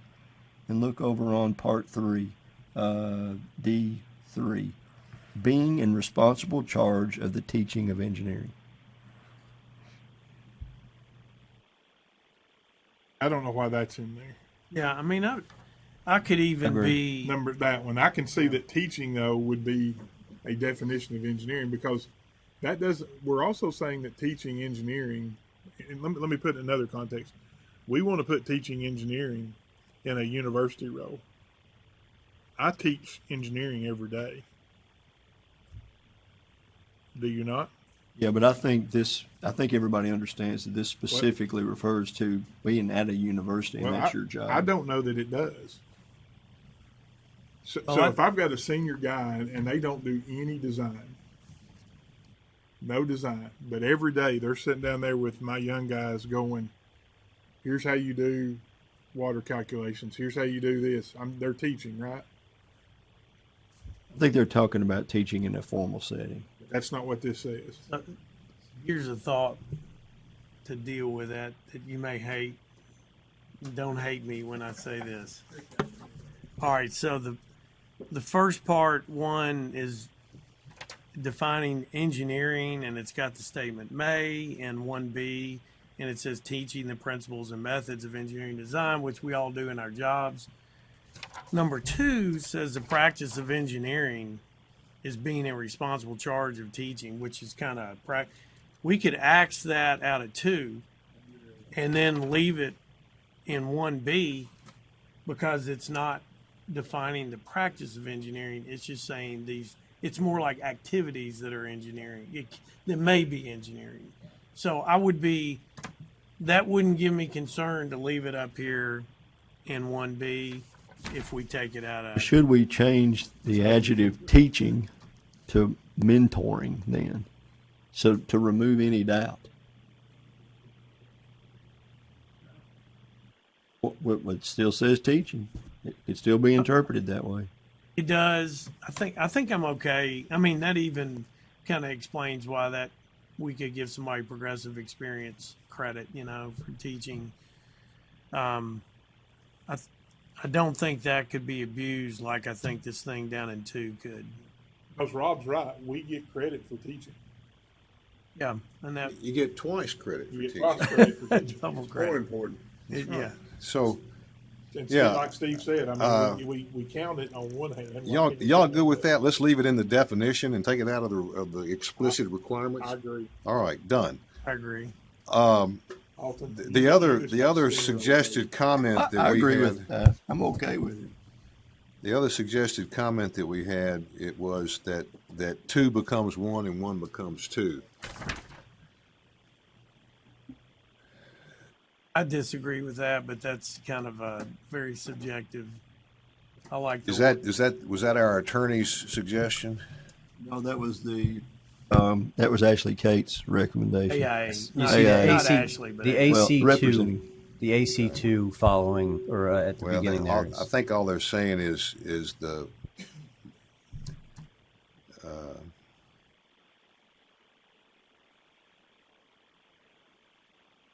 but the practice explicitly defined first, and then the definition second, and I don't know why, but as long as it gets said, I don't care where it gets said. Michael, as a logistics, the other definitions, interior design, landscape architecture, and architecture, are they in this format, or do they reverse what we've got and put the definition last?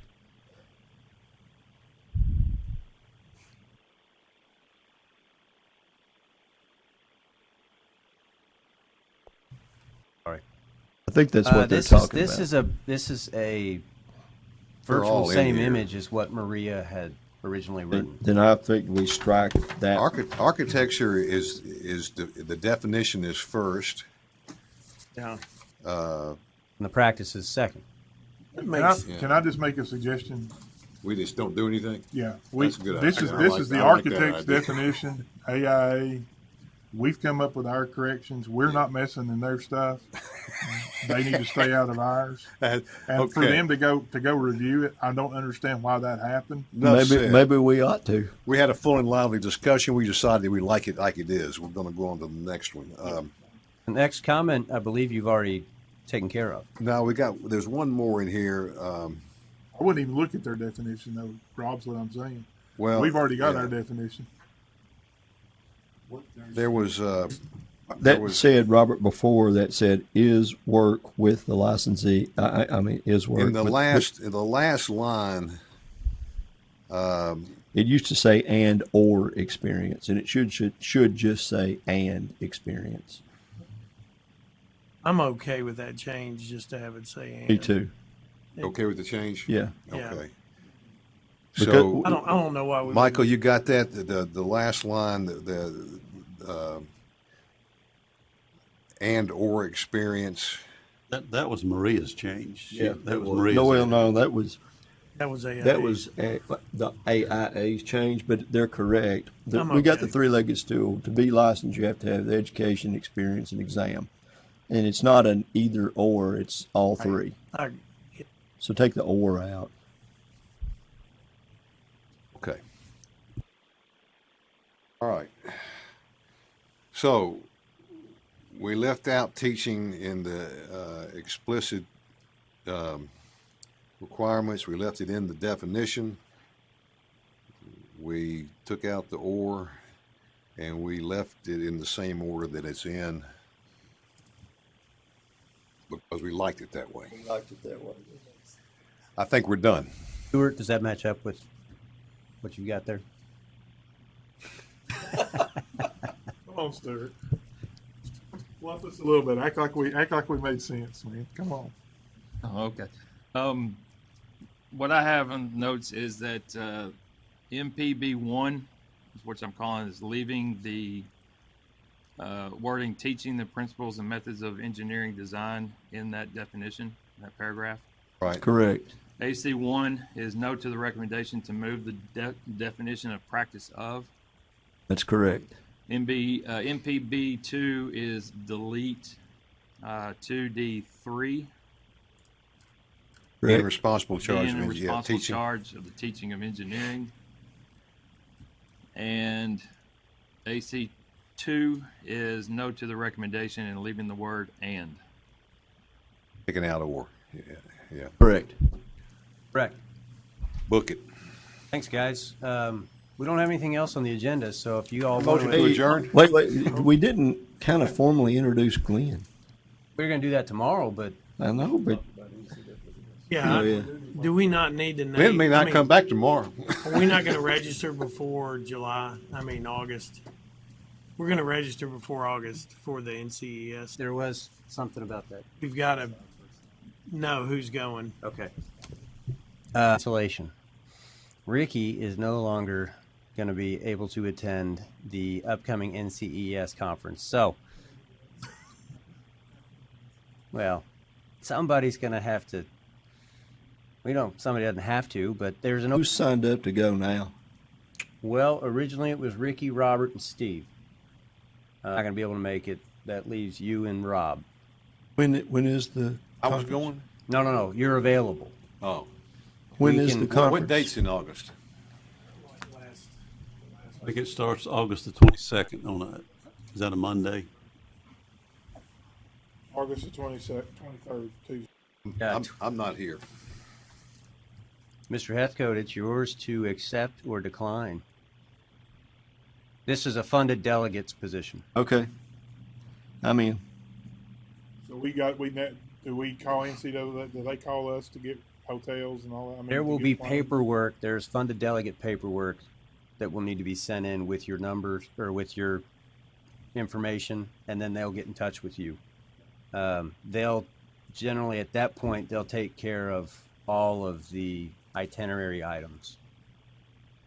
Will we get all 3 funded delegates? 3 funded delegates per board, plus the MBE. So the land surveyors will have 3, you'll have 3, and I assume Glenn will be attending this conference. One thing is, if we can get an idea about the things they'll be voting on at national, so that we can review it and discuss it as a board at the June meeting before, or maybe at the August meeting, before we go, the engineering committee can. Sure. I think the best way to do that would potentially be for you gentlemen that were there to maybe compile some notes. Oh, NCES is having these, like they're having a meeting today that you can virtually attend or online attend. I was signed up. We just missed this, but you can watch it on tape. They're presenting the items that will be up for discussion in August. They have one of those today and another one in July. So They also have those motions are published with comments, I believe, upcoming on their website. So, but we do need to probably download that at the beginning of August, Yeah. so we can all kind of go around the table and Yeah. make Right. sure. So if we don't mind, put that on the agenda to discuss is NCEES motions for our August board meeting. Exactly. Or August committee meeting. For some reason, I've already received the notification from NCEES asking me to register. They're out. That's why we had You to get one? decide. Yeah. Okay. I don't think I've gotten one. I don't think I've gotten one. I think Glenn's been in contact with them. Is that? You're to register by July, I think 8th is when it is, and so of course Sherry will be reaching out to you each individually. You were named on that delegate, got confirmation for that. She was just waiting on the change and acknowledged that Ricky would not be going. So I'll update with Alton. And Thank will you. be good. Yes, sir. She'll call me. I mean, like I said, I don't think I've. She's got your email, and they're supposed to send you a, welcome to NCEES, sort of here's where you register email. So just check your spam and all those boxes, because if other folks have gotten it, I've gotten it, and I know others have. So you might want to check, and if you don't, then let me know, and then I'll kind of tap and rattle over there and make sure that they've got the right email address. And with that, gentlemen, I give you Glenn Kopchak. Glenn has, welcome, Glenn. As Thank I've you. said in an email earlier to you all, Glenn has been with in reg boards in the division for some time now, and he has been working with Roxana for the last few years. He is highly regarded, highly skilled, and can kill you with his pinky, I think. Is that it? I'm kidding. No, but you're in great hands. As you can see already, he's kind of hit the ground running. And he has got some working knowledge of these programs and what needs to be done in his having spent time with Roxana. So congratulations to you all for getting such a fine executive director. We'll mess him up too. Hey, let's put glue in his chair. Who did you have to lobby to get rid of us? Hazing was not on the agenda. We can't do it. Sorry. Trust me, there are a lot of things that are not on the agenda. So we don't have any more agenda items. Adjourned. All right. Thank you. See you tomorrow at 9 a.m.